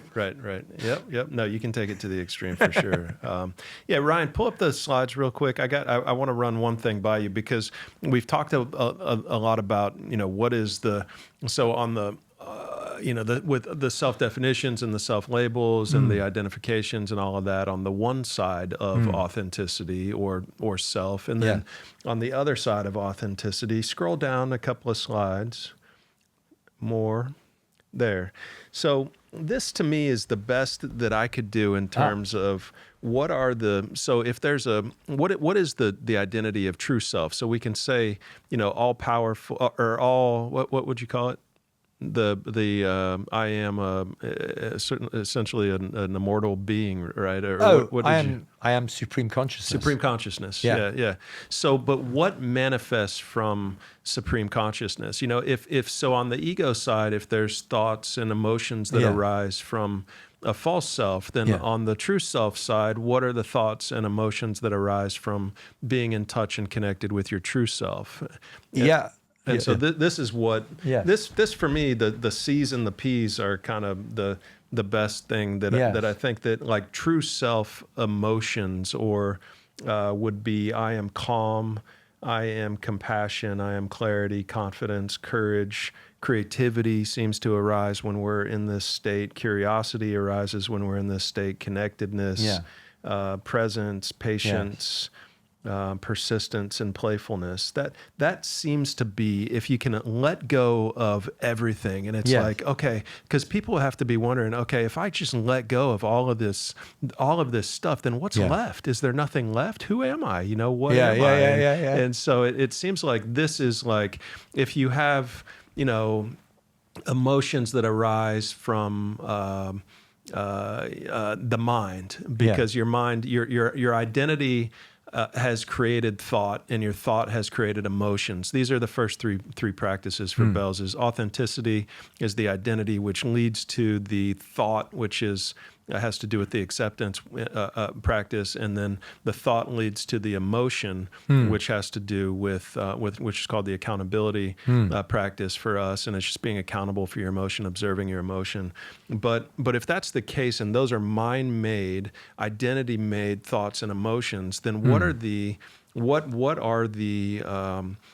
true self thoughts and emotions that come from being connected with your true self and being present and just and I think I'd love your kind of take on this, but I feel like this goes down that path. Yes. Yeah. What I would say is I've read them. I would say I would agree with all of them. There probably are others which are not on the list. Okay. But as far as I can see, all of those are consistent with Paramashiva. So I was shocked, but pleasantly shocked. The first time I met Swamiji, he said, I'm not here to convince you that I am God. I'm here to convince you that you are God. So Paramashiva, there are many translations, but basically he's telling us all the time that we're divine. And as I understand it, that's what spiritual teachers have been doing for a long time, right? And yet when we have ego, we're saying, no, I'm a Gators fan who runs a large private company and I'm scared of cars or whatever, right? right. And he's saying, no, you are Paramashiva, right? And so, I mean, I base everything on experience, right? I'm always interested to hear things, but then what's my experience? So if we go to your list, connectedness, right? So after I learned Transcendental Meditation, and particularly when I learned completion, I found myself chatting with everybody. Like I would talk to anybody. And this whole like social guard dropped, right? So that was like a feeling of connection with everybody. And for example, I will never meet most people who read the books. Some of them are going to read them in languages I don't understand, but I still feel a connection with them. I still want to help them. The other one, courage, yes. You know, this whole thing that many people have about fear of public speaking, sure, fear of failure, fear of whatever. I hope we're going to have time to come on to the topic of surrender. Will we have time? Mm-hmm. Yeah. Absolutely. So where we're going with this, like the power of moving on, where we're moving on to is surrender, which sounds scary to many people, but basically you're surrendering to the intelligence that runs the cosmos. You are the intelligence that runs the cosmos. You're basically letting go totally. And my experience of that is I know exactly what to do and I'm not afraid. So when we live from the mind is always coming up with reasons to be afraid and, you know, risk management and scenarios and etc. I mean, I'm still aware of what could happen, what could go wrong, and we need to take precautions. Like you need to, I think it says somewhere in the Muslim tradition, like trust in God, but tether your camel, right? Like you need to lock your door and you need to take precautions. But basically, if you know, if your intuition is telling you exactly what to do and you do it, there's like the fear kind of melts away because you're doing the right thing, you know, or perspective, seeing the bigger picture, right? I find there are so many politicians and business people who don't see the bigger picture. And yet, if we go down this track that you're describing, you naturally see the bigger picture, right? You can't see the bigger picture if you're identified as a Gator fan because that's all you see. Yeah. Right. So you can't do that until you let go. And if you let go, if we take, if I'm, there's a famous story, I think it was, the name will come back to me. They're called incarnations, avatars, people who come down to lead humanity to enlightenment. And he felt bad in his body. And I think there was like an earthquake in Australia, like the compassion, the connection. And then he sent his disciples to do something about it. So that is like several of your points. It's like compassion, perspective. He was concerned about what was happening in Australia and he was in India. So I think these things fit together, right? I think so, yeah. Yeah, it's interesting. And it's almost like everyone kind of shows up so that we can grow. We expand. Whether enlightenment or just general awareness creation or improved, emotional intelligence or self-awareness. It's like we get that from people that challenge us. Yes, and more than we get it from people who don't. You know, the negatives can really lead to the downs, can really lead to the up, the yin and the yang. You know, the balance that naturally exists if we allow it to. If we fight it, whatever we fight, we make stronger. But if it's going to keep coming back. Right.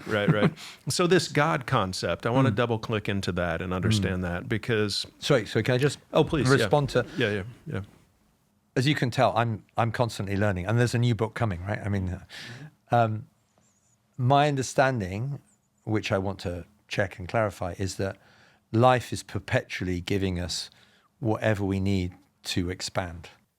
And so for example, if you or I are resisting something, whatever it may be, a judgment.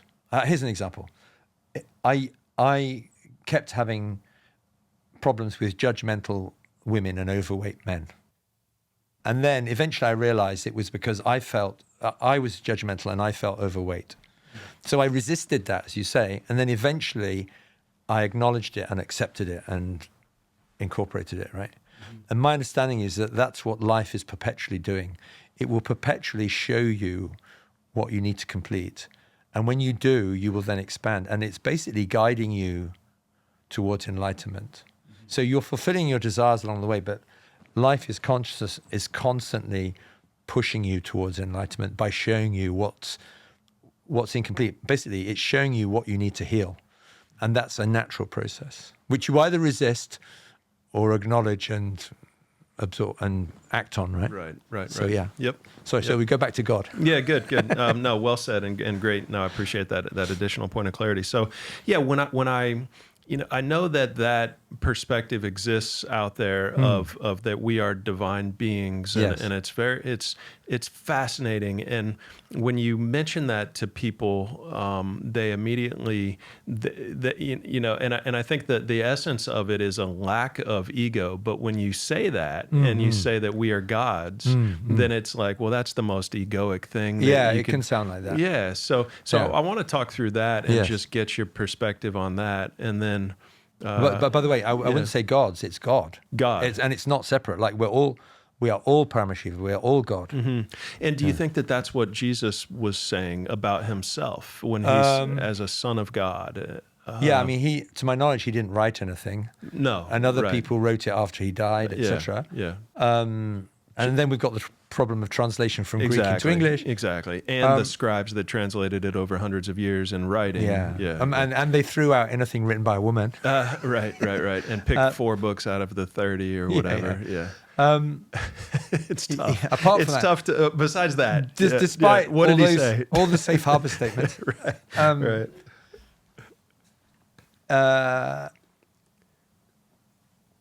Yeah, I mean.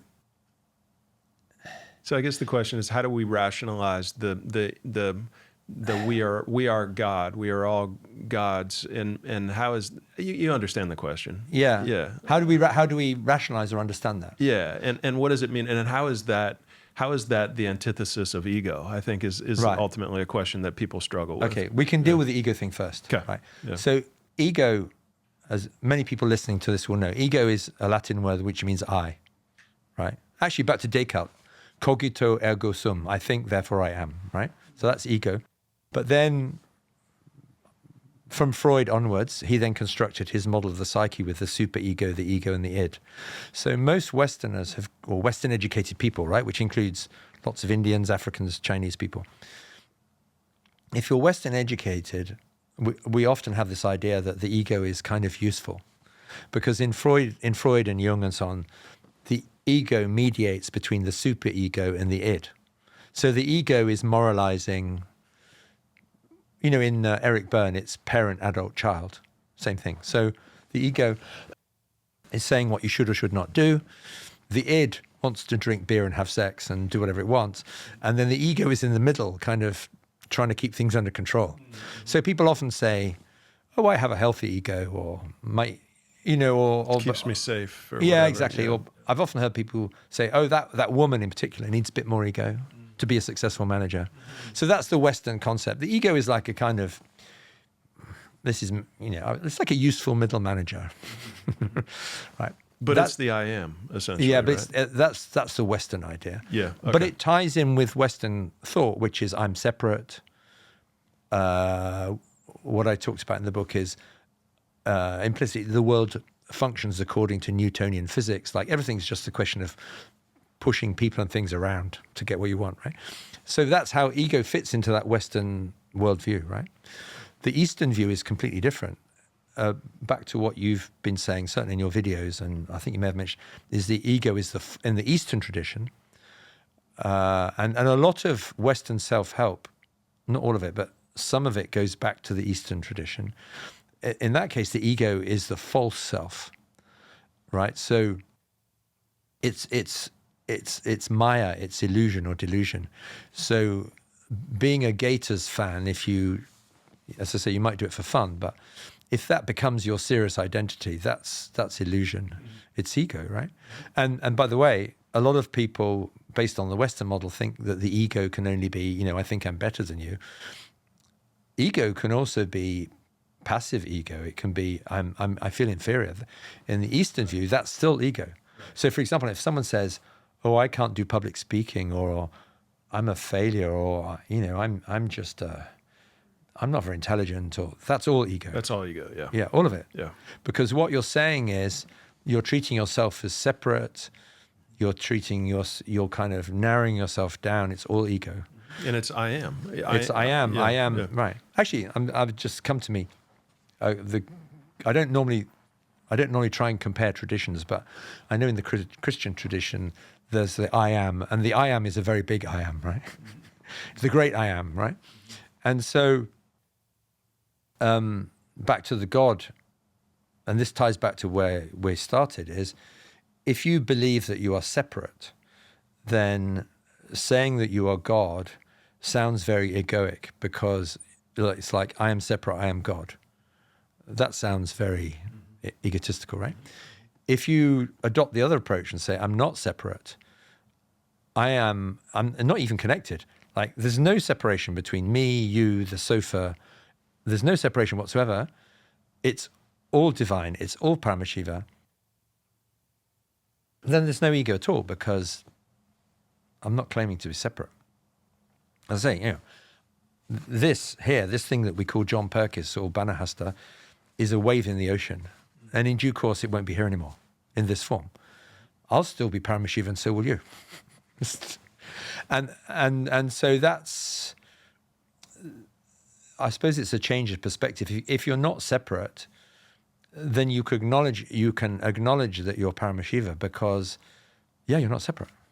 And this whole thing we've been talking about with like completion, you're dismantling the ego, which makes you feel separate.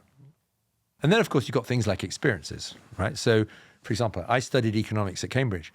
Some people would turn that whole thing into part of their ego. Right. And from the outside... I am my experiences. Yeah, exactly. But if I look at it, if you look at it from a different point of view, the way I see it now is, for me, that was an experience a long time ago. It was a very useful experience. And having studied economics, bizarrely, is really useful for writing spiritual books. Because what you're doing is taking something enormous and complicated and turning into something simple and digestible, right? So economics is a useful background for that. But if I start seeing myself as an economics graduate or something, then, as you may know, economics is based on scarcity. If I start going back into that shell, it's incredibly limiting. I have friends, for example, I know in the US and India, for example, being a doctor carries enormous social status. But I have friends, there are lots of doctors in our Sangha or spiritual community. Some of them say it's incredibly limiting. If you go around with your doctor hat on all the time, it's very, very limiting, right? So, but we all have this. We have identities that we play with, right? Yeah. But we're all God. We're all Paramashiva. And so, I mean, what is that? So then God is the collective consciousness of all life, essentially. Yeah, so the way I'm reflecting on this out loud, if we go back to the meditation thing, this will make it easier for everybody to understand. A lot of people start off thinking that they're a body and a mind. So that's step one. So where we started the whole conversation, like, I have an angry thought, so I get angry. Whatever. At some point, you start to observe your thoughts, and you realize I'm this consciousness, and then there are thoughts, and there's the body. It's not I am angry, it's I am the consciousness that can observe the anger. Yeah, and we observe the anger. Right. We observe the body, right? We observe cells falling off the body. So then we realize, okay, I'm consciousness, right? Fine. And then we learn to meditate, we learn mindfulness, we learn transcendental meditation, whatever.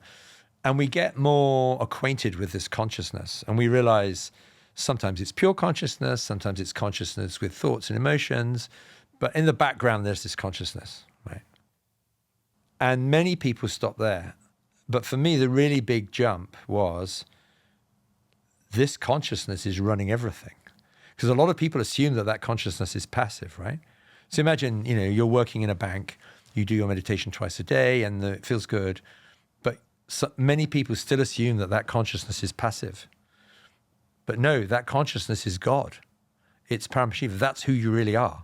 And that's the huge, for me and for many people, that's the huge jump, is you realize that this consciousness is running everything. And that's who you are. And when your body disintegrates or your thoughts stop, you're still that. You might have heard in the Hindu tradition, sometimes they say, I am that. Mm-hmm. I am Brahman. Mm-hmm. And Paramashiva is kind of I checked it this morning actually on the channel. I was saying, Swamiji, what's the difference between Brahman and Paramashiva? And he was saying that if you're Brahman, I'm paraphrasing, if you're Brahman, you disappear into this consciousness. If you're Paramashiva,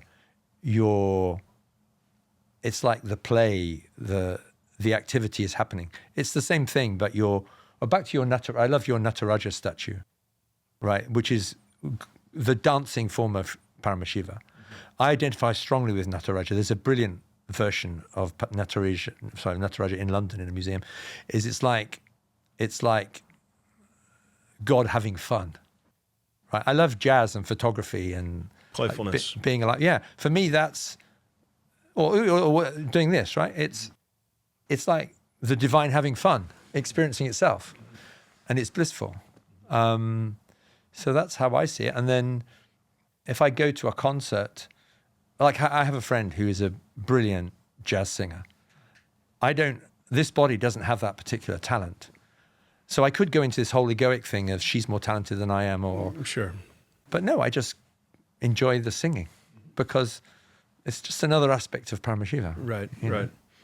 Yeah, and so I guess like out-of-body experiences and near-death experiences. Mm-hmm. I mean, what you're saying is very logical, and it's a beautiful perspective. And but is there proof to it? Is there a way to to confirm this? Yes. And I feel like religious people are already there. To a degree, because they believe that their spirit dies and they die and their spirit goes to heaven, and I think that out of body experiences and near death experiences are also essentially proof of what you're saying from the standpoint that people have left their bodies and have these experiences outside of their bodies, and it's always the same story. And I've had a guest on, Dr. Jeffrey Long. It was a brilliant episode, and he's studied over 4,000 cases of near-death experiences, and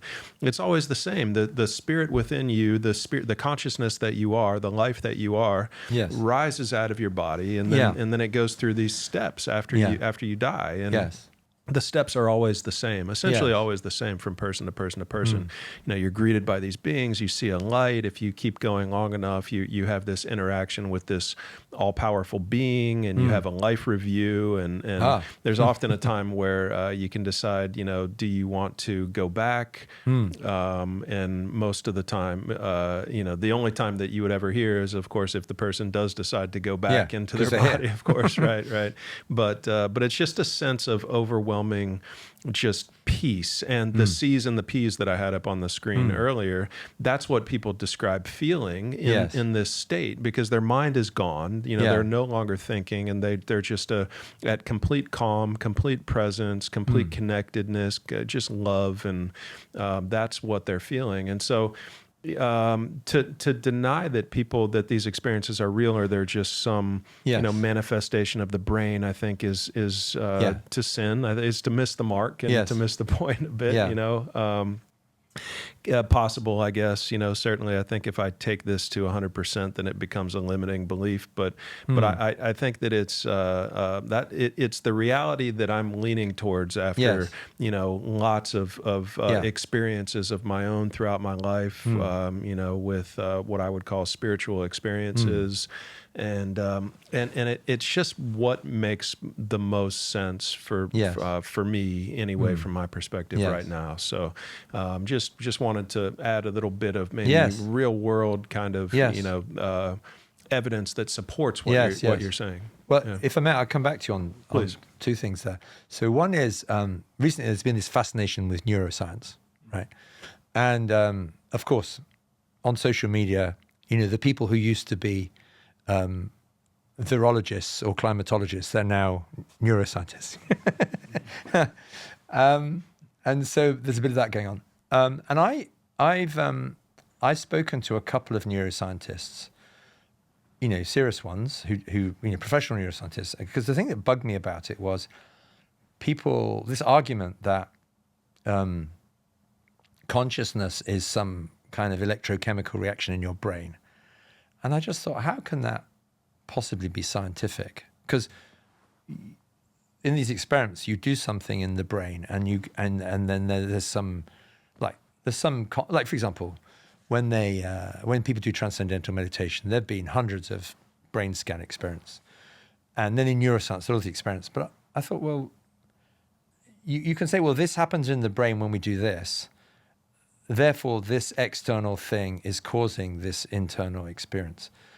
But it struck me that there was a confusion there between correlation and causation. And I've only spoken to two, but both of them said absolutely that we don't know what's causing. We know what happens simultaneously. We don't know what's causing what. So I just saying that because to me that's some of what I've read in the guise of neuroscience doesn't sound scientific to me. Just because A and B happened at the same time.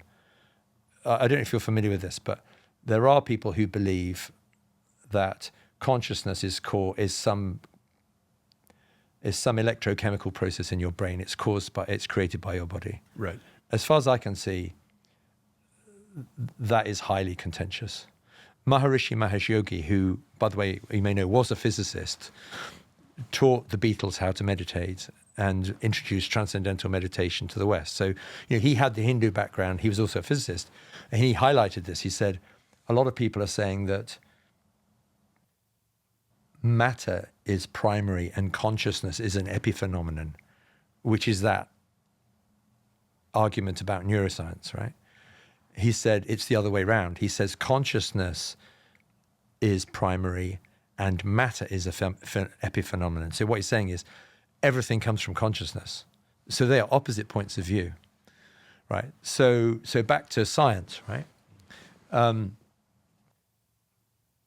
So I'm very skeptical about that kind of popular neuroscience approach, and I've met two neuroscientists who say it's rubbish. So we'll park that for a moment. But if we go back to what we can say scientifically about what you and I have just been discussing, is I would take it the other way around and say, okay, let's take a scientific theory which is in use. So Newtonian physics comes from 1687 and it's still in use, right? If you want to build a bridge, you can use Newtonian physics, or build a car, right? But these scientific theories have limitations, and there are phenomena which are inconsistent with that theory. So one of the things that we do for fun, I wanted to bring a coconut, and then I realized I couldn't bring it through customs. But one of the 463 Shaktis, which I can show you another time, is rolling a coconut which is sitting on someone else's hand. So I can put a coconut on your hand, flat, and I can move it with my third eye, right? This is one of the basic ones.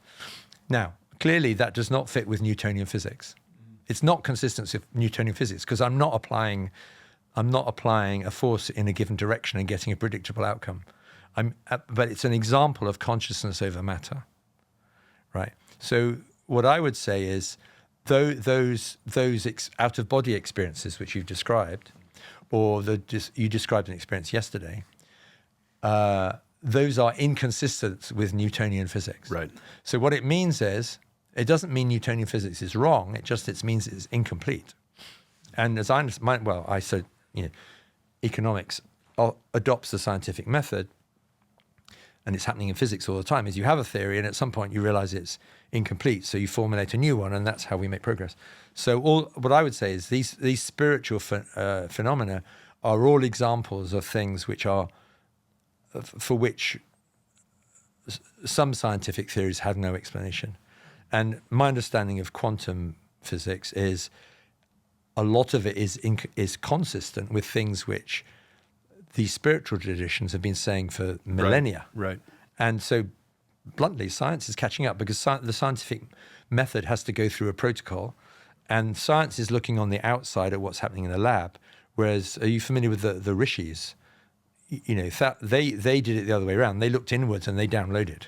So things that rishis downloaded thousands of years ago are now showing up in laboratories. But that's okay. So to answer your question, I experience many things for which there's no scientific explanation, but that doesn't mean that they aren't valid. Or are you familiar with a non-locality? Mm-hmm. Right. So even, you know, where, for those listening, there was an experiment done in the early 80s by Alain Aspect, pronounced Aspect. He got the Nobel Prize, 2 years ago? And basically, when you change the direction of spin of a particle, if the particle is entangled with another particle millions of miles away, it will change direction at the same time, and it happens faster than the speed of light. So it's not consistent with the theory of relativity. Right. Right? So it happens essentially instantaneously, yes. Right? And there's it doesn't matter what the distance is. It could be across the universe. It's amazing, right? Yeah. So what I would say about that is it's not consistent with Einstein. It's not consistent with Newtonian physics. Right. But it is observable. By the way, it is consistent with non-duality. So I've met several people who teach, I met several people who studied quantum mechanics, even one who teaches it in Cambridge. And they say, I can do the maths and I don't understand it.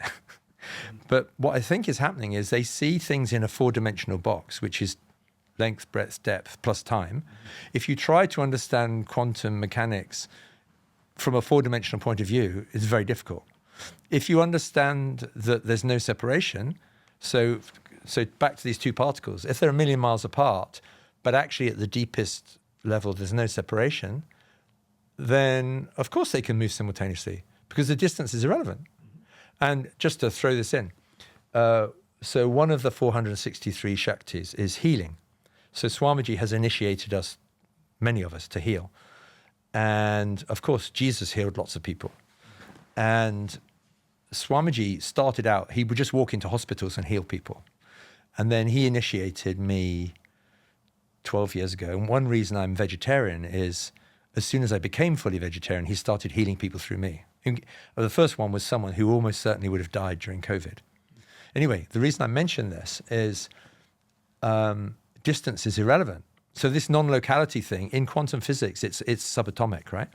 But I've experienced it at the macro level. Like this heat, so there was and by the way, I have no medical training at all, right? So I go and collect my mail from, it's called mailboxes. I can say that he's given me permission to talk about this. So I collect my mail from this place in London, and I walked in one day and there was a guy there with a big patch over his eye. And I said, well, what's wrong? And he said something I didn't understand. And I said, okay, I can channel healing for you. So my guru will heal you or can heal you through me. And I said, all I need is your permission and a photograph. So he gave me his photo and it was on my phone. And he went back to Egypt and I went to Georgia near Russia. And basically we have a thing called an Atmalinga. I just hold it on his photo. And we have a simple process. And the healing goes through me, through this body into the person. And I'm in Georgia and I get this message. He says, I'm healed. And by the way, the doctors had said he couldn't be healed. They'd done everything they could. And next time I went back to London, he basically ran up and hugged me. And he's had no problem ever since. And I had to look on Google to see what it was. And it's this thing called fifth nerve palsy.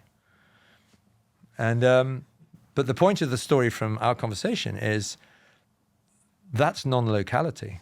Right. The healing, he basically got healed and it doesn't matter where he is. And the coconut rolling, by the way, you and I can roll the coconut face to face.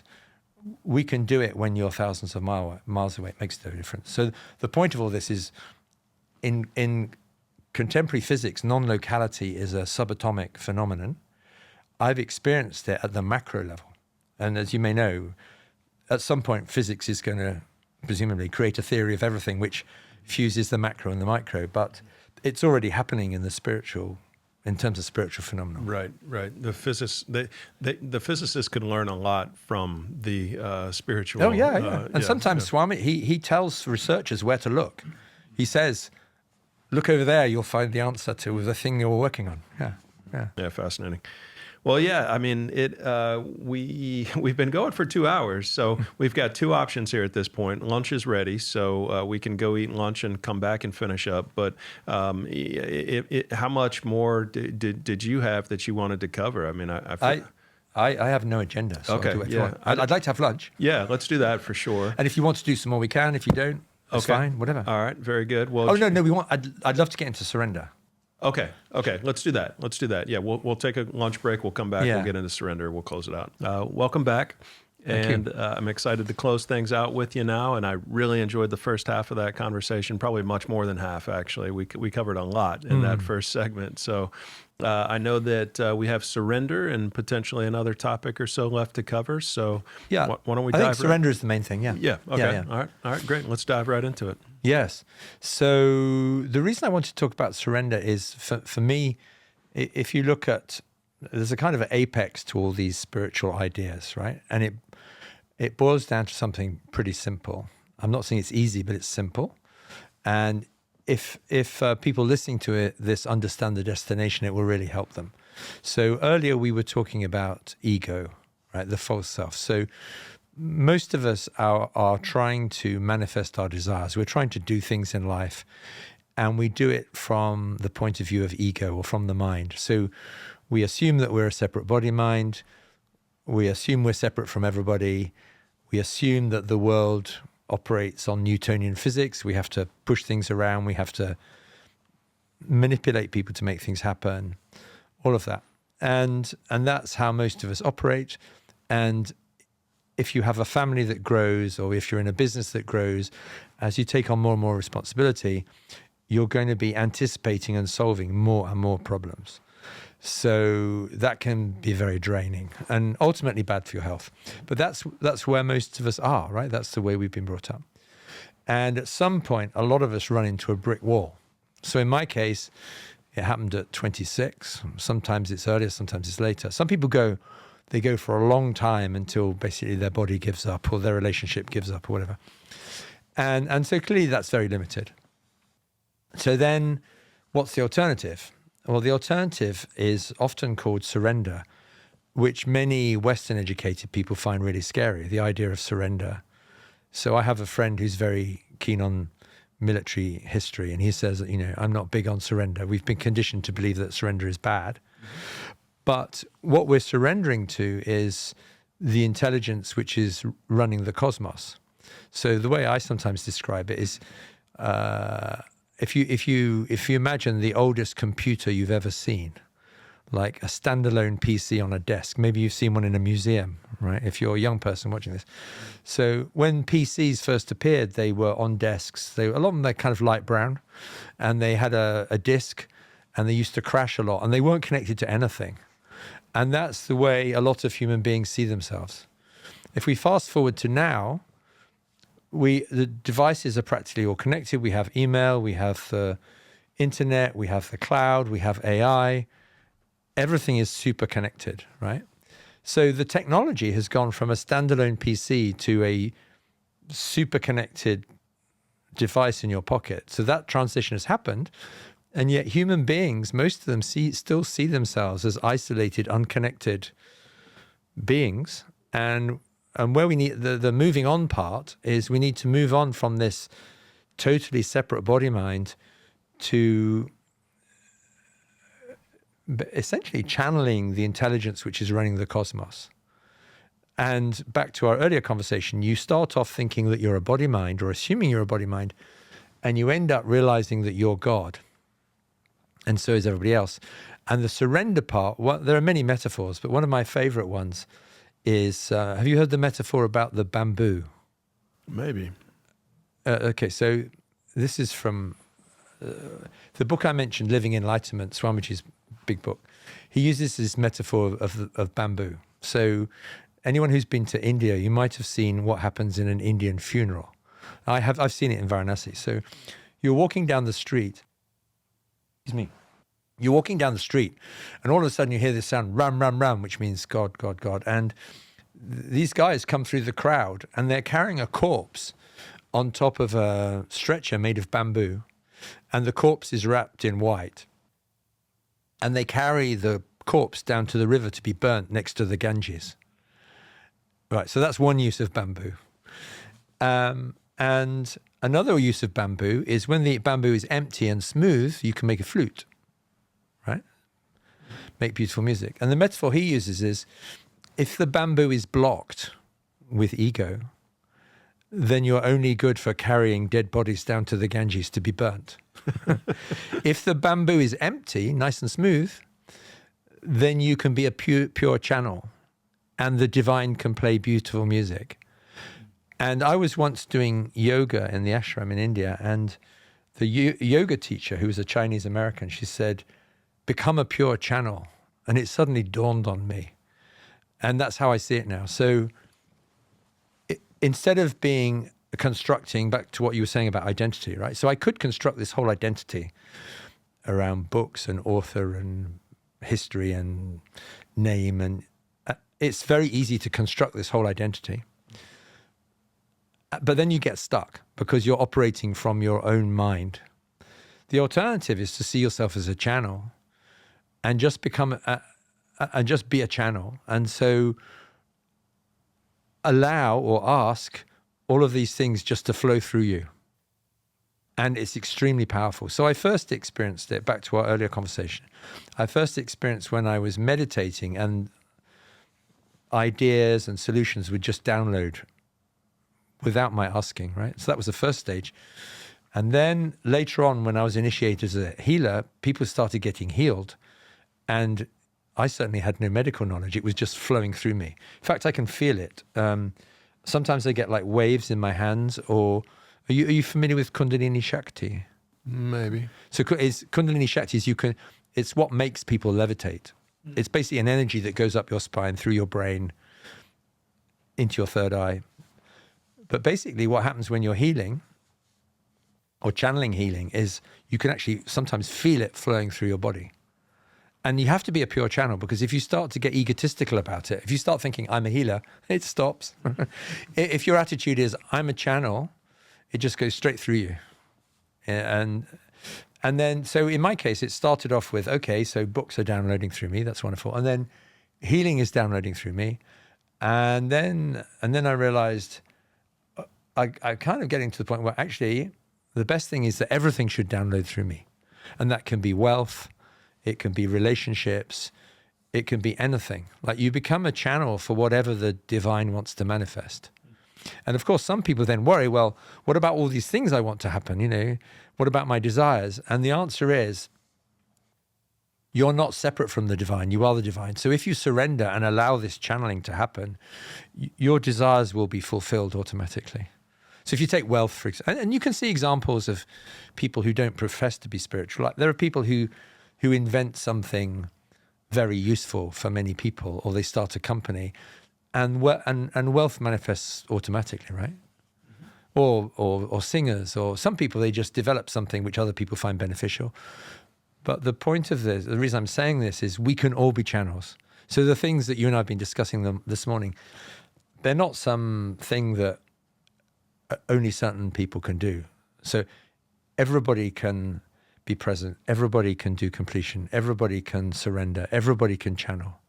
In fact, as far as I can see, that's the way to go, because it's so much easier and more fulfilling than being this separate body mind trying to make things happen. So that's the main thing. And what I'm really keen to do is to help people to surrender. And the most important thing is, well, completion is very important, because otherwise your pain patterns will be triggered all the time, right? Right. If you surrender, you have to ask. So I ask Paramashiva or Swamiji to manifest through me, because that's my tradition, right? I said, right, please manifest through me. And then I let go completely, right? If you're a Christian or Muslim or something, you can say, Jesus, please manifest through me, or Allah, or whatever. But the really important thing is you have to ask. Some people think they're surrendering when they're just sitting there.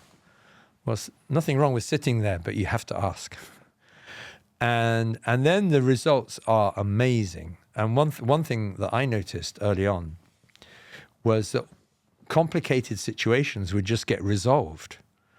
So did you read the thing in the book about when I was traveling in Wales? You read that? So I'll give that as a simple example anyone can relate to. So I watched a video in which Swamiji said, ask Paramashiva to manifest through you. So I thought, okay, I'll give this a go. And it was during the pandemic nearly 5 years ago. And there was, in that part of Wales, Pembrokeshire, there's almost no public transport.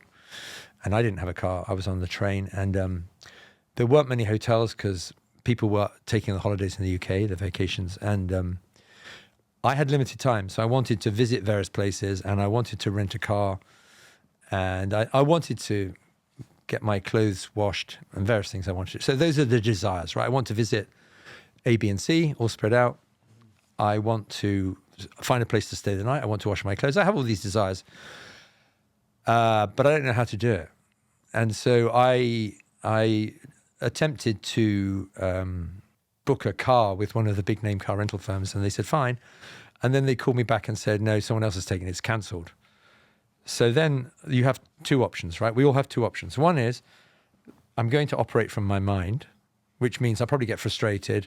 You know, they let me down. I'm a victim, and I'm a victim, and they're to blame. Yeah, of course. Yeah, all your pain patterns will kick in. Right. Life doesn't give me what I want. Yep. That's one option. Option two is to say, all right, Paramashiva, or whatever you want to call the cosmic intelligence, super consciousness is another great name. Please manifest through me. Right, so that's what I did, and then you unclutch. We haven't talked about unclutching. It's a very simple form of meditation where you basically detach yourself from all of your thoughts. So you just unclutch and like, Paramashiva, please manifest through me. And what happens if you're complete and you unclutch, which is you detach yourself completely? What happens is you suddenly know what to do. You get this intuition that comes, and I just had this intuition that I should call back. So I called back and said, I understand you don't have a car that I can rent, but do you have any other ideas? And presumably she was breaking protocol or something. The lady on the phone said, well, my friend, she's got this car rental business down the street. And it was like walking distance. So I went over there, and it was much cheaper because it wasn't a big name. And they only had a van. So I think from memory, it was like an 8-seater van, and it ran on diesel. I had one rucksack, which I put in the van. And so I started driving around, and I visited all the places I wanted to visit. So that was that. All those desires were met for less money than I anticipated. And then I knew I found an Airbnb place in a place called Tenby, which is partly medieval, has tiny streets. And I'm driving around thinking, how on earth am I going to park this 8-seater van in these tiny streets? And I get somewhere near where this Airbnb place is, and I slow down. And by the way, one thing that happens from unclutching when you detach from your thoughts is you become very present, because you're not thinking about the past and the future. You're just there. Right. And I noticed these builders, and they were packing up their van because it was 5 or 6 o'clock. They're packing up their van, and I just stop. And the guy walks across the street, and he said, you can have our parking space. So he pulls out, and so my parking space manifests within about a minute. I go in, park my car, and I think, okay, well, that worked pretty well. And then I walk towards the Airbnb, which is in the street with no parking.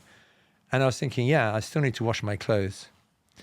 And it turns out the Airbnb is next door to a laundrette, to a laundry place. Nice. Perfect. So that was my first experience. And all I was doing the whole time, instead of thinking and analyzing and swearing and getting frustrated, what I kept doing was saying, Paramashiva, please manifest through me, and then unclutching. And the solutions just kept on appearing. And essentially that's how I live now. In fact, I've got to the point where I expect Paramashiva to manifest through me. It's like autopilot. And very occasionally I fall out of it and start agonizing. And it's really painful. So that reminds me to surrender again. It's a bit like what we were talking about earlier, is you get these signals from the cosmos that you need to... Right. And so what is it about the asking process? Why do you think that is kind of a necessary part of it and kind of the magic that makes it all happen? My understanding of it is when you ask, you are acknowledging that there is an intelligence running the cosmos. If you don't ask, I mean, there are situations where it all works out as soon as you relax. I mean, one of my favorite examples, I knew a couple who wanted to have a child and couldn't have a child. And they had this big house, right? So they basically gave up, had a big house, bought a small apartment, and immediately conceived. So that's another version, right? When you finally let go, in some cases it manifests, right? But the asking part seems really powerful because you're acknowledging that your little brain is not running everything. That there's something far more intelligent which is running everything, and you can tune back into it. I think it's the asking. And I've met people from many traditions. I mean, I was thinking about it the other day. I know quite a lot of Christians who are very successful fund managers. And some of them have a lot of incompletions, a lot of pain that they have not dealt with, but they do ask and they do surrender. So, you know, they're basically tuned into something more intelligent than their brain. And it's called praying, I guess, for a lot of Christians. Yeah, they call it right? pray. Yeah, and you know, I'm a linguist by background. Pray, that's a very good point. Pray comes from prier in French, which is to ask in French is prier, which comes from pray. Okay. So praying and asking is the same thing. Same thing, right? Yeah. Right. Interesting. Yeah. So maybe there's. So my perception is, well, my experience is, you have to ask, because otherwise you may just be sitting there with your ego thinking, okay, now what? Yeah, my wife would say that she has spirit guides. Her father died when she was 2 or 3 years old, and her grandmother was essentially raised her with her grandfather, and she passed when. I guess 10 years ago, and so she's convinced that she has spirit guides, and so for her, I think the process is kind of asking, you know, like asking them probably, and a lot of people feel like spirit guides are a real thing, it could be. In a lot of these near-death experiences, you're greeted by usually 2 to 3 beings that are in some cases known to you and in some cases not known to you. And so I wonder if they're just in such a state of just awareness. And, you know, that by asking, they don't know to tell you anything unless you mentally say, you know, I need help right now. Yes. Yeah. It could well be. I mean, I have very limited experience of deities, right? But as I understand it, there are 300 million deities in Hinduism, right? So, like, God is all pervasive, is all pervasive, right? But the deities are beings, right? There are 300 million of them. I've had almost no experience because I didn't grow up with that. But I did have an experience last year, and I've never had a out-of-body experience. I had an experience. So I mentioned earlier that I identified the 5 or 6 patterns running my life during this program, and the root pattern, and I relived this root incident of having my hair cut, and my mind went really quiet, and I suddenly realized, ooh, whatever I hold in my mind has a strong tendency to manifest. Basically, what Swamiji calls it your inner space. Like, whatever's in my inner space is going to manifest because there's no interference now, right? Because I think a lot of people listening to this will have experienced thinking about something which then happened, right? For good or ill. Right. But once your inner space is cleaned out, right, and you don't have loads of incompletions, things like manifesting like that. So I thought, whoa, I need to be really careful. It was a bit like someone switching off the radio. So anyway, so I thought I was only going to be, the big temple is in Los Angeles, and that's where we were. So I thought, okay, let me find out about deities. So I walked into the temple, and I just sat in front of one deity, and I had my camera with me as usual. I sat there, and I thought, oh, that's a nice deity. So I took a photo of the deity. I mean, the big one is 5 tons. They're some of the biggest deities in North America. So I sat there, and then I put my camera away, and I just sat there, and I just got this message: this thing you've just learned, teach everybody around you. I thought, oh, what's that? So I just learnt to complete, to find my root pattern, to complete with all those pain patterns, and then manifest easily. I just learnt that. I thought, okay, so I need to teach people around me. And then I thought, okay, I wonder who the deity is. And then I had a little helpful sign, and it said Dakshinamurti is a deity about whom I know very little or knew very little. And I read it. I read the script, and it said, Dakshinamurti helps to destroy the ego. So I think there are dozens of deities in that temple. Out of all the deities, I picked the one who's completely, well, A, gave me the message I need to hear, which is, you've just learnt this thing, now teach everybody else. And secondly, was completely aligned with my spiritual path and my spiritual name. Yeah. So I thought, oh, I get it. This is pretty cool. That's cool. That's cool. So I'm completely open about all these other spiritual experiences that people describe.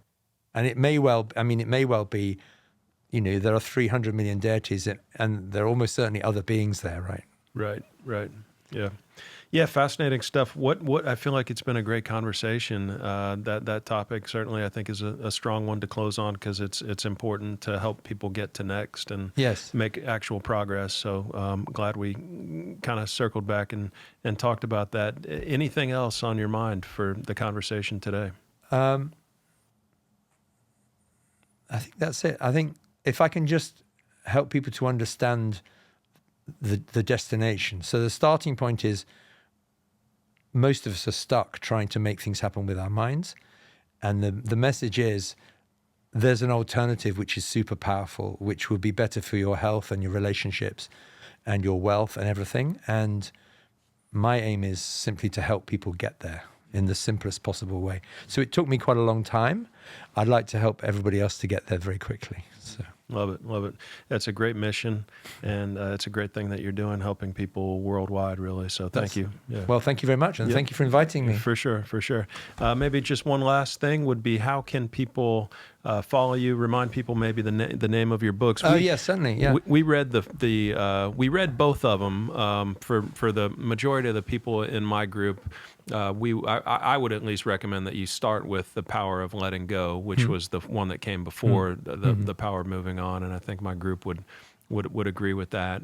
But so that's your book. But how can people follow you? They can. The simplest is, my website is johnpurkiss.com. So Juliet, Oscar, Hotel, November, Papa, Uniform, Romeo, Kilo, India, Sierra, Sierra, Charlie, Oscar, Mike. And all my social media platforms are on there, and people can message me through the website, everything. So. Awesome. Very good. And this is the book, guys. This is what it looks like if you're looking for it. So I did the Audible. I always do Audible, but available on audio or paperback. So, and available in lots of languages now. So Yep.